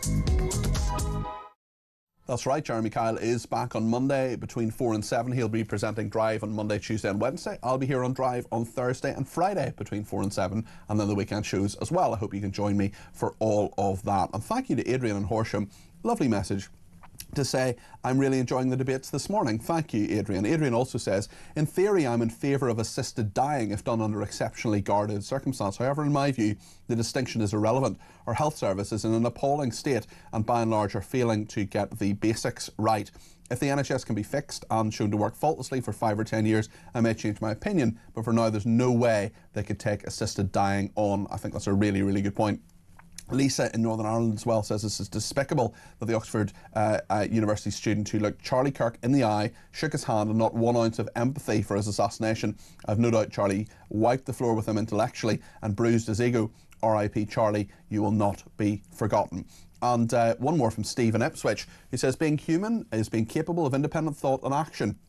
If someone is that ill and there is no hope for them and they're in horrendous and debilitating pain, then if they want to die, it is their choice. What right has anyone to tell them what they want to do is wrong? It's their body, their choice. Yes, it is a medical dilemma, but it's their choice to help them. Don't prolong their agony, says Steve in Ipswich. Thank you for that. And another person who is absolutely capable of independent thought and action is the marvellous Jake Wallace-Simons, who joins me now. There have been a couple of really disturbing stories. An arrest actually has taken place after some anti-Semitic attacks in North London. Jake is an author and columnist, and his new book is called Never Again: How the West Betrayed the Jews and Itself. And we'll talk about the BBC as well in a second. But first of all, just in regard to these attacks, Jake, obviously there's been arrest, no charges brought at the moment, but just tell us what Jewish people in Golders Green in North London have actually been going through. Well, I mean, since October the 7th, you'd have thought if an alien came down to Earth and had discovered that 1,200 Jews had been killed by jihadis who have an ideology that threatens the West as well, that there would be an outpouring of solidarity for the Jewish victims and their country as it sought to battle them. In actual fact, the opposite really has taken place. From October the 7th onwards, the support for Israel has ebbed very quickly and has been replaced by brazen and open anti-Semitism, of the like of which we haven't seen since the Second World War. And the latest chapter of that has been in the form of some guy smearing feces on synagogues and on places where Jewish people live and work. Now, if you can imagine for a moment that you're a member of a racial minority and you woke up and went to your place of worship and found it smeared in feces, that contributes towards a sense of not just fear and vulnerability, but also that you're different, that you don't belong here in Britain and that you're being rejected by the country. And the number of voices like your own, Peter, who argue the opposite, that Jews are British and deserve to be here as much as anybody else, are vanishingly small these days. There's an overwhelming majority that flies the Palestinian flag, which they don't realise, or maybe they do, is increasingly a proxy for jihadism, and make Jews feel like we don't belong here. And, my Jewish grandfather fought at D-Day, along with many other Jews in Britain, fought and died for this country. He was probably the most patriotic person I've ever encountered in my life. Jews on the whole are British, patriotic and proud of being British. Every Saturday on Shabbat, Jewish communities up and down the country pray for the well-being of the royal family and the country, and the prayer is inscribed on the wall at the front of most synagogues. That's how seriously people take it. And yet now it feels like Britain's turning on us. Turning to the media, let's talk about the BBC for a while, because we actually have the editorial complaints unit of the BBC censuring journalists for actually calling Hamas terrorists, which is factually accurate information. I mean, this is just very strange. We also have this week the chief international correspondent, Lise Doucette, who referred to Hamas as a resistance group. She's allowed to refer to them as a resistance group, but other journalists are censured or actually slapped down for calling Hamas terrorists. Yeah, I mean, this is not a new issue. This has been going on since the October the 7th and even before. I remember writing about it at the time in October or November 2023 and quoting John Simpson, the senior BBC International Affairs editor, who explained, and I quote, "It's simply not the BBC's job to tell people who to support and who to condemn, who are the good guys and who are the bad guys." Well, fine, if that's your position, that's okay, I suppose. But the problem is that Islamic State, Al-Qaeda and the IRA have all been described by the BBC as terrorists. Yeah, correct. So one wonders why this rule is so assiduously applied to Hamas when Jews are the victims and not to the other terrorists that I've listed just now. And the answer, of course, is because people feel a certain sympathy for Hamas. Now, Hamas, like Islamic State, like Al-Qaeda, are rooted in the Muslim Brotherhood. They are jihadis. Their ideology is not just about coming after the state of Israel as some kind of resistance movement. It's about killing Jews, killing the kuffar, killing the unbelievers, and killing us. They're the cut of the same cloth as the people who blew up the Manchester Arena and who carried out terror attacks in London. And by providing cover for them, our liberal elites are actually heralding our own destruction here in the West, as I describe in my book. Peter, do you mind if I flash my book just arrived this morning in a box? Do you mind if I hold it up? It arrived this morning. Oh, that is a beautiful. Just arrived this morning. Well, congratulations. Hold it up properly there, Jake. There, hold it up, both hands, so we can see the full cover there for watching. It's called Never Again: How the West Betrayed the Jews and Itself. How did it feel to open your book today? It feels great when you get that, doesn't it? I felt mixed reactions, to be honest. I mean, on the one hand, on a personal note, it was really hard work and almost killed me, and felt a great sense of satisfaction. On the other hand, it's a really serious message about where we are, and I just feel a sense of mission to try to get that out. Well, I want to talk to you in more depth. Just before it comes out, we'll get you on the show, maybe even in the studio, Jake, and have a proper chat. So, Jake, thank you. Congratulations on the book as well. It's Jake Wallace-Simons there, who's an author and columnist and author of Never Again, How the West Betrayed the Jews and Itself, which is out on the 2nd of October. And every good wish to any potential author who might be watching or listening who has a book out in the next few weeks. Can't think of anyone who would fall into that category whatsoever. That is Jake Wallace-Simons there. We're going to talk to Mary Dejevsky in a second about the UK joining a NATO operation to bolster Europe's eastern flank. This is after the Russian drone incursion into Poland. Not many people are talking about this, but actually, could we be one step closer to war with Russia? We'll talk to you as well. Get your call in 0344 499 1000. Stay with us.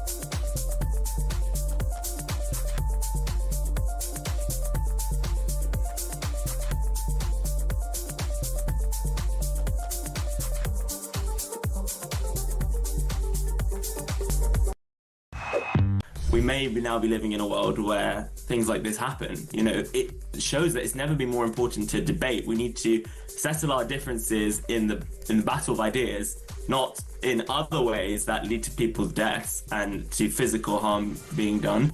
So I think we reiterate the call for people to get around the table, debate, disagree with people you don't agree with. That's the beauty of free speech. That's the beauty of living in a liberal democracy. And if we don't do that, then we risk horrible things happening, and that's genuinely tragic.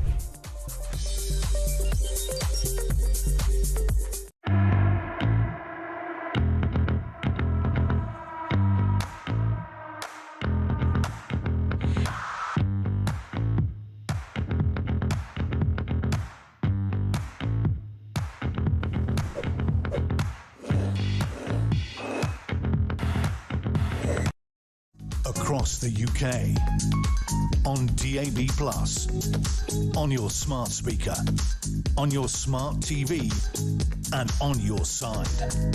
This is Talk.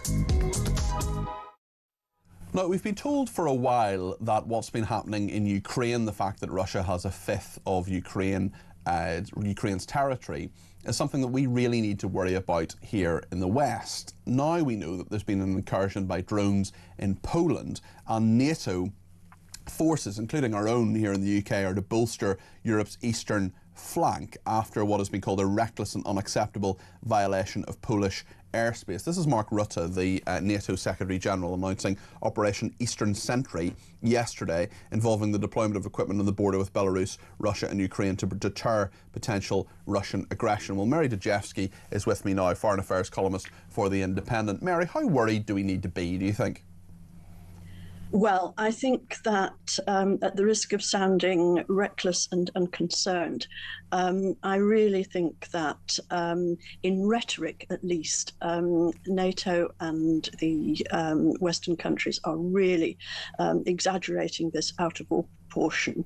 And of course, there are reasons for them doing this, but they're doing it mainly in language. They're not really doing, despite all this talk of, with the wonderful name Eastern Sentry, people are actually committing very few planes, very few other pieces of hardware to that.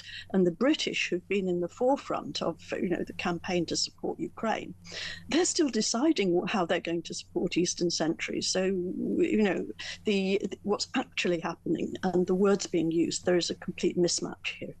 It's interesting though, because Russia has entered Polish airspace and has used drones there. Just tell us a bit about what they did and why you think they did it and why now. This is still hugely contentious. I mean, the version gaining hold, which sort of suits NATO, is that this is a deliberate probing exercise on Russia's part to test how NATO countries would react to a Russian incursion onto their territory. I think there are plenty of other explanations for this. One of them being, as Trump has sort of toyed with, the idea that it was totally accidental. These things do happen. Russia was on the same night targeting the city of Lviv, which is right in the west of Ukraine, very close to the Ukrainian to the Polish border. It's also possible that these, I believe, are what's known as decoy drones. They weren't out to strike anything. They were there to deflect anti-aircraft fire from, as it were, the real harmful drones. It's a possibility that they were diverted off course by something that either Poland or Ukraine or possibly Belarus did as those drones were on their way over. I think the other thing to note is that it's being treated as though these drones were some sort of separate exercise designed to invade Poland's airspace. In fact, they were part of a much, much bigger drone operation. So are you implying, I don't want to put words in your mouth, Mary, but are you essentially saying the fact they went into Polish airspace could have just been a bit of an accident and not actually an intentional act by Russia? Yes, and Russia has actually offered to give Poland an explanation, which I think it's refused to talk to the Russians about. But that an accident is certainly a possibility, as is the diversion by some sort of outside intelligence. There's also a precedent for a strike inside, an actual strike inside Poland, which was, I think, in November 22, so quite close to the beginning of the war, when a missile was struck quite close in the Polish border area and killed 2 people. And there was an enormous fuss, justifiably, about this, until it was discovered that the Americans had tracked this missile, and they made it known very, very quickly, both privately to Russia and to Ukraine and to Poland, that they knew that this was a missile that had either been fired deliberately from Ukraine as a sort of false flag operation to attract a response from Poland and therefore from NATO, or it was an accident by a Polish missile that had actually gone astray. So there are people, and I'm not particularly one of them, who have argued that tensions are at such a pitch now, with the possibility of the war maybe approaching some sort of final stages. And where are we we with that, Mary, do you think? Because the Kremlin, I'm asking you a number of quite impossible questions this morning, but you're doing a valiant attempts to answer them. I mean, the Kremlin spokesman Dmitry Peskov has said talks to end the war were currently on pause, even though channels of communication remain open, which is sort of points to me to this sense that they're kind of nowhere. Well, I think, I mean, on the one hand, they're kind of nowhere, but I think that the fact that channels are open, yes, that's not negative, is still a big improvement on where we were, say, half a year ago. I think that, as the Russians would see it, everything's on hold because the Ukrainians are refusing to discuss the terms that have remained very consistent on the Russian side and that they are sticking by. Yeah. And so, as they see it, they've got nothing to lose by continuing to gain small tracts of territory and maybe convince Ukraine that sooner rather than later, it would be a good idea to talk closer to the terms that Russia wants to talk about. The Americans, I mean, everybody's complaining that Trump seems to be breathing hot and cold, but it seems clear to me that what he's not doing is putting any more pressure on Russia, despite what the Europeans and the Ukrainians want. They have been lobbying, and they're continuing to lobby for much more swinging sanctions on Russia that would really hurt, as they say, to pressure Russia to the negotiating table. Okay. Which I don't think Trump is going to do. And there are reasons for that, because those sort of sanctions would probably hurt the Western economy more than they would hurt Russia. And Russia has been surprisingly resilient in the face of even quite harmful sanctions so far. So I don't think that's a way forward. Can I just mention a very, very interesting footnote? Sure. Because what's just begun is an exercise called Zapad, which means West, a military exercise by Russia and Belarus jointly, where they sort of practice operating against a hypothetical Western or NATO incursion on their territory. And this exercise is being hyped, it's being talked about by NATO and by European members of NATO as potentially a threat and Russian show of force and all that. It's time really to start distinguishing between Russia and Belarus, because one of the really interesting things that's been going on in the last sort of 2 months is that Trump and the Americans have been making overtures, very successful overtures, to President Lukashenko in Belarus. So far, these have produced the release about 6 weeks ago of one of the most prominent Belarus dissidents into exile. There was the release of 50 plus political prisoners in Belarus last week. And the Americans are talking about ending the ban on Belarusian direct flights to the US. Now, this may be entirely hypothetical, but there is this dialogue, even as the Europeans and the head of NATO are basically accusing Russia and Belarus together of extremely hostile. That they may not be just quite as united, yeah. Exactly. There is this rapprochement going on between Belarus and Washington, which I think one way of interpreting that is that Washington may regard Belarus as a sort of back channel to Russia to demonstrate that you can open you can as it were do deals. Well, we'll keep an eye on that, certainly, Mary. It's an extraordinary development. Really, really interesting. Mary, thank you as always. Mary Dejewski there, foreign affairs columnist at The Independent. Thanks to Steve Formby, who says, Peter, it is not just a step closer to war with Russia. It's China and South Korea as well. We have got to the stage for the same as most problems created by politicians kicking the can down the road. Barry says, I don't think the UK's armed forces should deploy to the eastern border of the EU. Why should we bolster an organisation that punishes this country for Brexit? Let them look after themselves. Well, this is about NATO rather than necessarily the EU, Barry, but it's a point certainly. Chris is in Epsom and has some thoughts on this. Chris, you're very welcome to the programme. What would you like to say? Well, firstly, I've got no confidence in Mary Dejewski as the independent. Why? Why not? This is my spin on it. Okay, Belarus is just giving a few things away. It means absolutely nothing. Belarus has been pushing immigrants into Europe on Russia's behest. They've been pushing immigrants across into Europe from Syria and Libya. Russia's been responsible for that. We know that. We've been in a massive grey war with Russia with cyber attacks. We had 2 drones land about a year ago in Poland, and nothing happened. I think that those 19 drones were sent over to gain 2 things. This is Putin's play. 1, to test the air defence, and 2, he knew Poland would set off Article 4. And now he's going to sit back and see what European... Do you mean Article 5, this principle that people... No, there's an Article 4 beforehand. OK, what's that?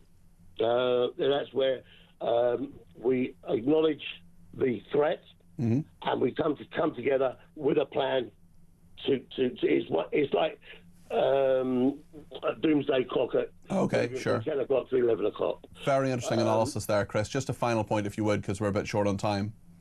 Yeah, well, it's now going to be down to Europe and the UK as to what they do with Poland asking for Article 4. OK.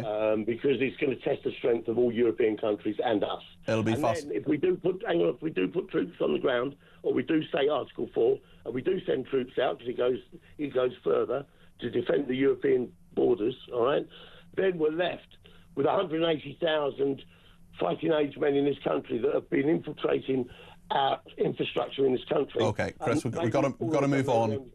Chris, thank you for your points. I really appreciate that. That's Chris in Epsom there, and thank you. And just on Article 4, the parties will consult together whenever, in the opinion of any of them, the territorial integrity, political independence or security of any of the parties is threatened. I just want to get a call in before the news from Steve in Scunthorpe. Steve, you're very welcome to the programme. I know you want to talk about Charlie Kirk. What are your thoughts? Yeah, morning, Peter. Hi. You had that MP on from Hartlepool. Yeah, Jonathan Brash, yeah. And he's talking about the dog whistler MP who made those comments. Oh, we forgive them. We forgive people. They didn't forgive the lady who went to jail after she took the post down. This union leader, if he says, oh, well, I didn't really mean it, is he all forgiven then and no further action? I mean, we've seen people kicked out of jobs and things like that for their support for another... another party or something. You know, again, 2-tier. It is 2-tier. And should we forgive people if they put something stupid online or say something stupid and then say, look, I'm really sorry? Well, yeah, if it's in the heat of the moment, yeah, I mean, people do. People, it's like having an argument with somebody. People lose their rags and... But sometimes I think people reveal themselves. I mean, my thought on Gary Lineker and the rap that he posted, and he said he didn't realise that represented Jewish people. I mean, I just think that's absurd. Well, he's just a liar, wasn't he? And somebody else posted on a thing after Charlie Kirk was killed. Was there any riots? Were there any looting? You know, was I don't know, taking the knee? Yeah, well, listen, we're going to talk more about this next, actually. We're just coming up to the news, but Steve, thank you very much for your thoughts there. I'm sure Gary Lineker would deny being a liar. I would imagine some of our viewers and listeners would be relatively sceptical about that. We're going to talk more about Charlie Kirk. We're going to take more of your calls, text, tweets and voice notes after the news. Loads to discuss between now and 12:30.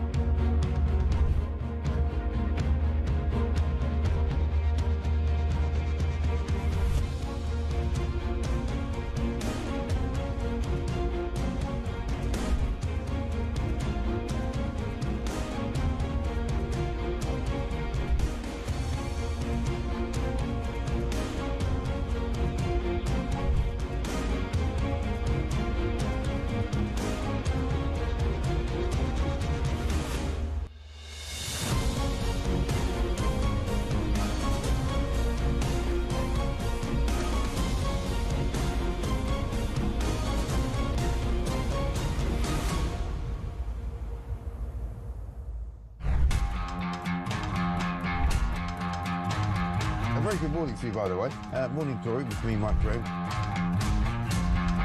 Just some breaking news for you coming out of Liverpool Crown Court. Good afternoon. Welcome to the programme. Welcome to the Home of Common Sense.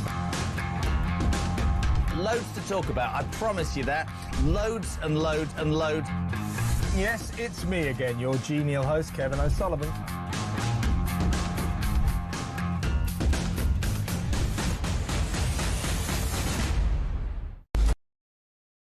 Across the UK, on DAB+, on your smart speaker, on your smart TV, and on your side. This is Talk.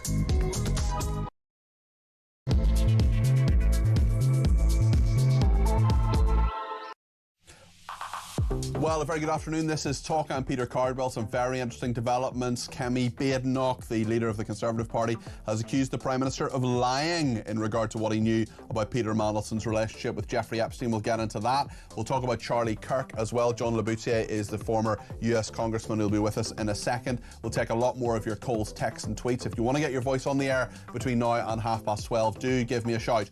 0344 499 1000 is the number to call. You can text me 87222 with the word talk in your text. You can tweet me at talkTV, follow me at Peter Cardwell, send me a voice note, send me a WhatsApp text message, or give me a ring on the main number 0344 499 1000. Loads to discuss here on Talk in the next half an hour. Stay with us.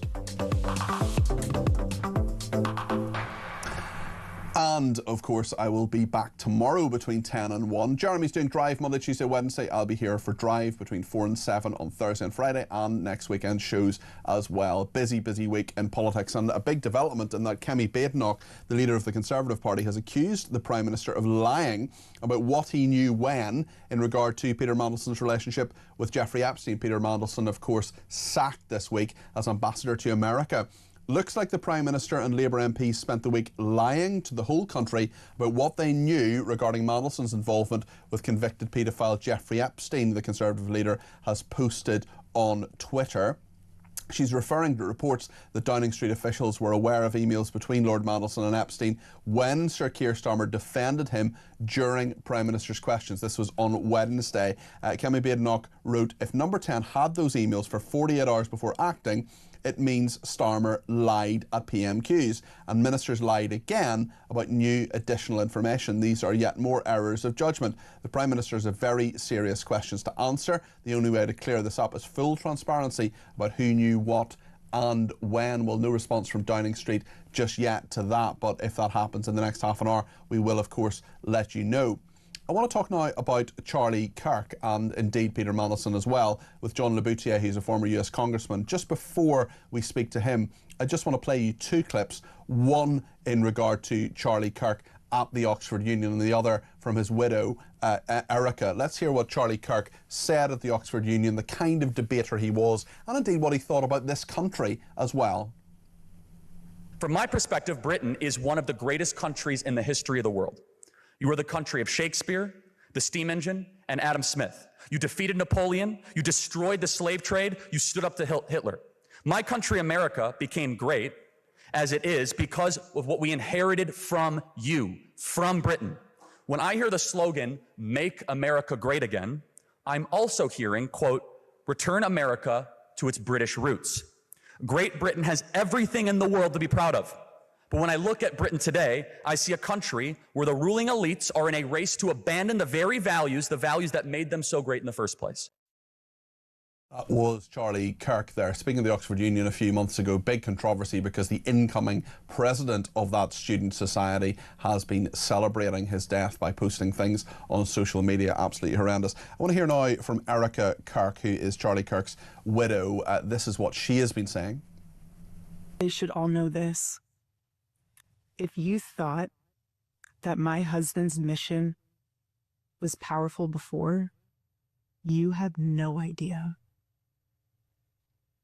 You have no idea what you just have unleashed across this entire country. In this world, you have no idea. You have no idea the fire that you have ignited within this wife. The cries of this widow will echo around the world like a battle cry.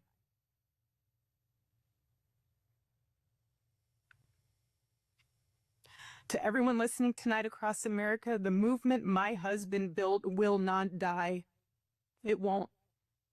I refuse to let that happen. It will not die. The very moving words of Erica Kirk there. We'll talk to John Labudia in a second, but we have some breaking news, and that is that Joshua Oliver, who's 28, has pleaded guilty at Newcastle Magistrates Court to arson at the office of the Labour MP Sharon Hodgson. And this is Joshua Oliver of no fixed address to attend Newcastle Magistrates Court. He has pleaded guilty there after the blazes at the offices of Sharon Hodgson, the Labour MP for Washington and Gateshead South, which happened in the early hours of Thursday. We'll bring you any update on that when we get it, of course. But back to Charlie Kirk, I suppose certainly what we can say about what happened with Sharon Hodgson, and there has been a guilty plea there, is that political violence continues in this country. She was a victim of an arson attack at her office. John Labutia is a former US Congressman, former Republican member of the House of Representatives from New York. John, even that breaking news confirming that political violence is a problem in this country as well as in your country. Charlie Kirk, of course, someone that many, many people look to tell the truth, to debate with people very honestly. America is hurting at the moment, and I think an awful lot of this country and people who followed Charlie Kirk and drew inspiration from him are as well, but some on the left seem to be celebrating his murder as well, which is just horrendous, it's unseemly and it's unkind. What's your reaction to what has happened in the last few days, John? Well, anybody who celebrates the murder of a political figure like this is insane. And over here, I didn't know about the attack in Great Britain on that local politician, but here we've had others, leading up. Charlie was not an office holder, but he led a movement that's a political movement. Well, we had I think it was June, the former Speaker of the Minnesota House of Delegates was murdered with her husband at the front door, and 2 other state senators and his wife were attacked by the same killer in the same night. And it's going on at the local level. This is a national attack. Obviously, former President Trump was shot a year ago. Yeah. Right. So when I was growing up, Peter, in a 2-month period, when I was 14, Martin Luther King Jr. was assassinated. 2 months later, Bobby Kennedy was a presidential candidate, and a U.S. senator was killed. And we went through this then. And there have been many other attempts on Reagan, Ford, George Wallace was shot. Yeah, yeah.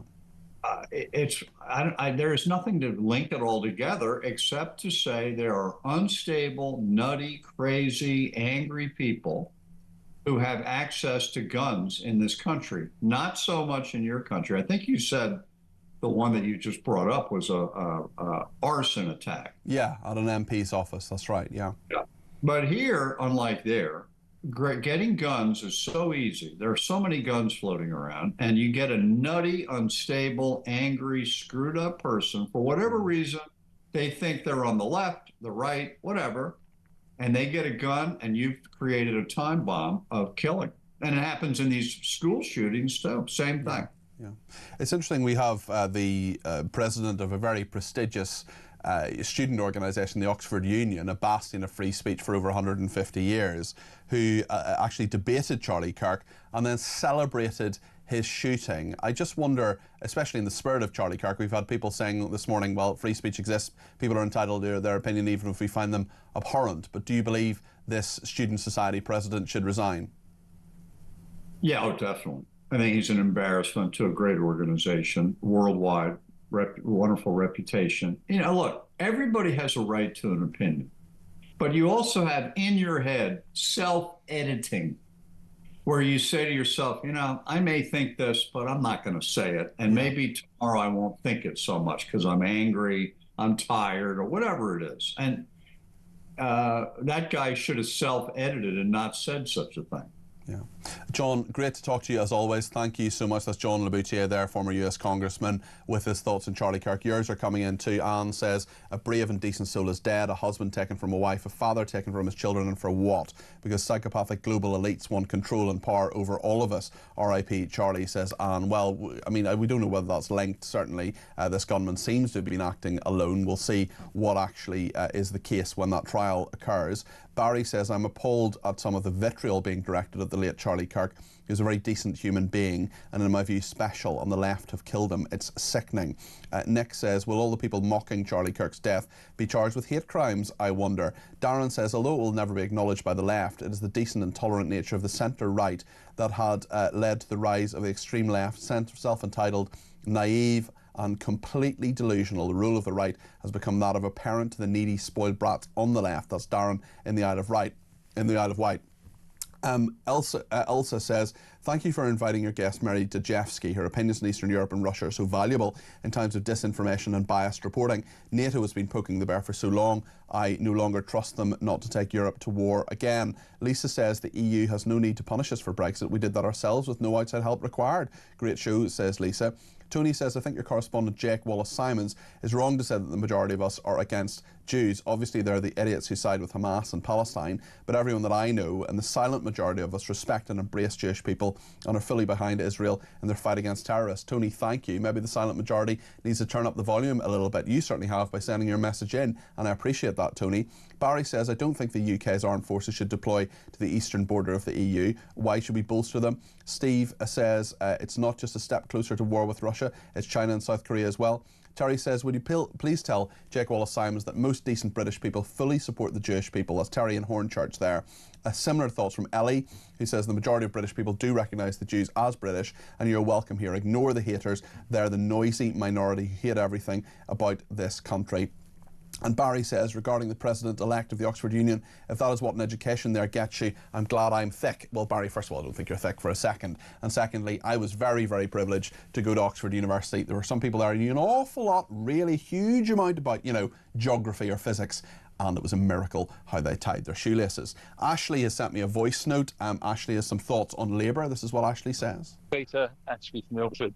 Just listening to that Labour guy just now, even though he seems sensible and nice enough to chat, but it still comes down to, with Labour, is he's saying they're not moving fast enough, quick enough, and letting people see what's on the ground. The reality is we have no money to do that. We're borrowing and borrowing and borrowing to keep going what we have.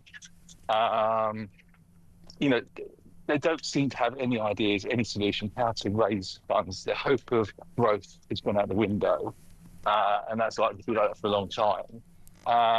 We're getting closer to an IMF bailout because we just don't have the money.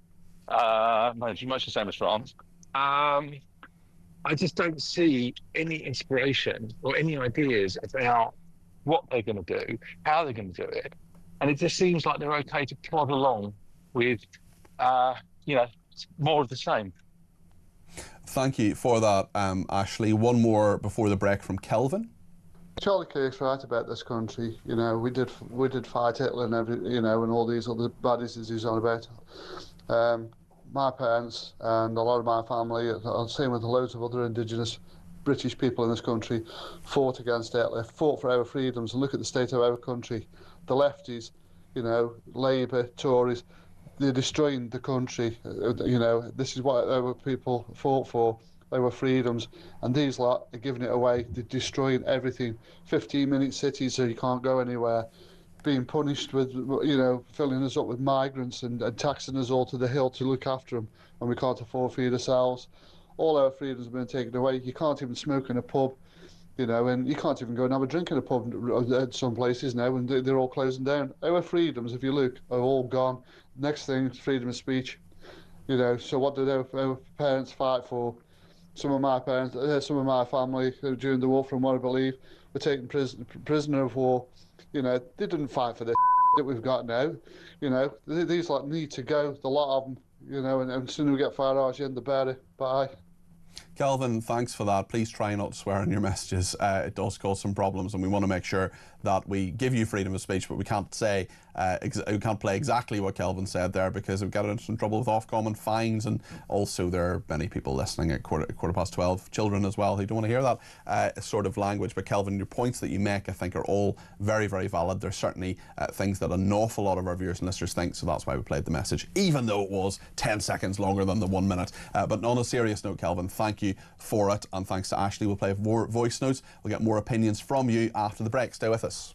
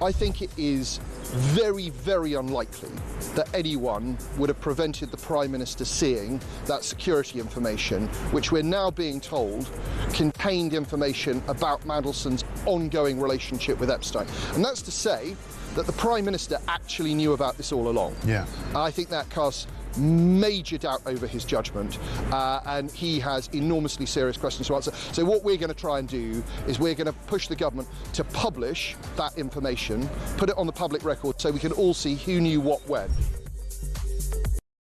Across the UK, on DAB+, on your smart speaker, on your smart TV, and on your side. This is Talk. Thank you to Ian, who says, on assisted dying, I watched my 57-year-old father waste away from cancer in 1990. He would have ended his life sooner if he'd had the option, and it was supported his choice. It was awful to watch over several months. I do not want family to watch that happen to me if I'm ever in the same position. Nikki says, with regard to Matthew Hilbert's comments earlier on when he asked him about the Unite the Kingdom march today, and I said he disagrees with these people. What people are they exactly? The ones of all ages, colours and faith who want the best for this country. Mike in Lincoln says, I'm a fair bit older than you, and I can honestly say I've never in my life seen a government that are so absolutely diabolical at governing. They were elected proclaiming they were fully prepared to govern in all areas, and to our cost we have learned they lied. As for assisted dying, the state should never ever be involved in deciding if someone should, could, can die. We all know Liberals will use human rights law to widen the scope, just as happened in Canada, and this is another measure they've pushed through as a private member's bill, so they can't be blamed. We can only hope they don't destroy the country completely before they are ousted. And Julian Kent says, I watched the video from Charlie Kirk's widow. I cannot stop crying. What strength and dignity she showed. We can only confront hate with love and faith. God bless all of us, says Julie in Kent. I want to talk to Stephen, who's on the line from West Yorkshire. He's given me a ring on 0344 499 1000. Stephen, how are you doing? What would you like to say? Yeah, Hello, it's a bust about Keir Starmer, really. Do you actually think that this is a deliberate policy of driving this country down, or is it just pure incompetence? I think it's just incompetence. I think he's not political enough. I don't think he has a vision. I don't think he understands what he wants to do. I don't think he understands what being Prime Minister is. And they're just, I mean, I agree actually with the MP yesterday, Kim Johnson, who was on with us, who said they're lurching from one crisis to another. Well, you see, I differ slightly. I think there's an element of deliberateness in this, just through the mad Ed Miliband. How can burning coal in China be better than our energy being cheaper? And then they're making sort of like blades, wind turbine blades, and then bringing them here in the name of net zero, when every week there's another company leaving this country or saying it's too expensive to build anything. So there seems to be an element of deliberateness in this. Yeah. It's almost willful. It's a really interesting point. Listen, thank you for it, Steve. And just briefly before the end of the show, I want to speak to Vince in West Sussex. Vince, what's your point? Well, my point is about this flagship policy of free breakfast. Breakfast clubs, yeah, we keep hearing about it, don't we? We do. It's a massive, wonderful, great that I'm paying for. Yes. And yet I live in a fairly affluent area. There's a primary school at the bottom of my road. The people turning up for the breakfast clubs in the morning are in Range Rovers, Porsches, Teslas. It's not the case everywhere, but I do think, and there will be kids as well, some of whom, let's face it, can be kind of a weight problem, though I'm not exactly in a position to criticise, who will already have had breakfast and then have a second breakfast. Yeah, no. If there's a genuine need, a genuine case, I get that. I've got no issue with that. But to make it universal is just taking more responsibility away from parents who already, children are pretty much neglected in terms of family life, family meals, healthy food. So to have this flagship policy, I think is abysmal. Yeah. And as I say, we, the taxpayer, are feeding other people's children. And you would hope, well, I think those points all make sense, Vince, and you would hope after 14 months they've done something better than just throw a load of money at a problem. Thank you to the person who's texted in to say, compare the sense Charlie Kirk talked to the utter piffle Starmer waffles. Amanda says, since the horror of Charlie Kirk's death, it has thrown light on the terrifying brainwashing of our children to only think in a certain acceptable way and not to respect others' opposing views. And Wayne in Rugby says, these MPs have just gone back after the whole summer off and now no Parliament again for 3 weeks when the country is up the creek without a paddle. First of all, why can't they have a staggered holiday through the summer like every other person has to do in this country? And if for whatever reason that's not possible, then conferences should be integrated into the summer recess. I know that Parliament and our Constitution has deep roots and traditions, but it's time it was brought kicking and screaming into the real world of the 21st century. Wayne, I think that all makes sense. Thank you for that, and thank you to everyone who's contributed. Sorry, not everybody managed to get on the air. It's been a really busy show, but I really appreciate all the messages and calls that we've received. Chris Jacobs has been the producer, Dave Rhodes, the technical operator, Tommy Bates, and the assistant producer. Davis Fang and Faith Eden have been the visual producers. Ayabal Farr is the video editor, and thank you to Ted Jeffrey, who has been the weekend editor as well. Loads to discuss tomorrow, of course, between 10 o'clock and 1 o'clock. I'm here then. I'm also here this week on Thursday and Friday between 4 and 7 with Talk Drive, and next weekend as well. But tomorrow, of course, I'm here between 10 and 1. I hope you can join me for that. No doubt there'll be even more political developments. Kemi Badenoch has been combative about Keir Starmer. Lots to discuss tomorrow. I'll see you at 10 o'clock.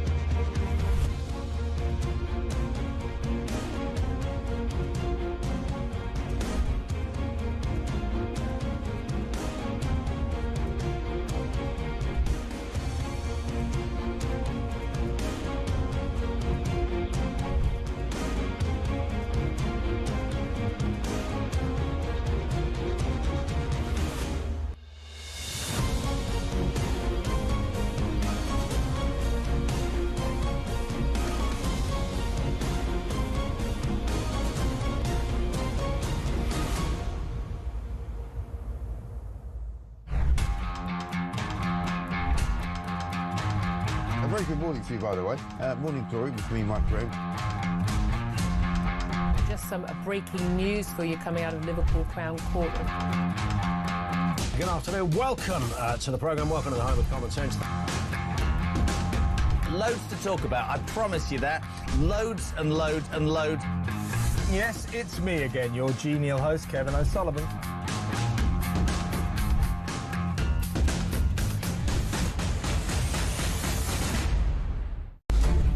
How realistic do you think a ceasefire is this week? There's a very good chance that we'll have a settlement, an agreement of some kind. We basically have two countries that have been fighting so long and so hard that they don't know what the they're doing. What are you looking for here? An end. A real end. Well, all of a sudden he's a big shot because he has the U.S. on his side. I am very disappointed with President Putin. He'll talk so beautifully and then he'll bomb people at night.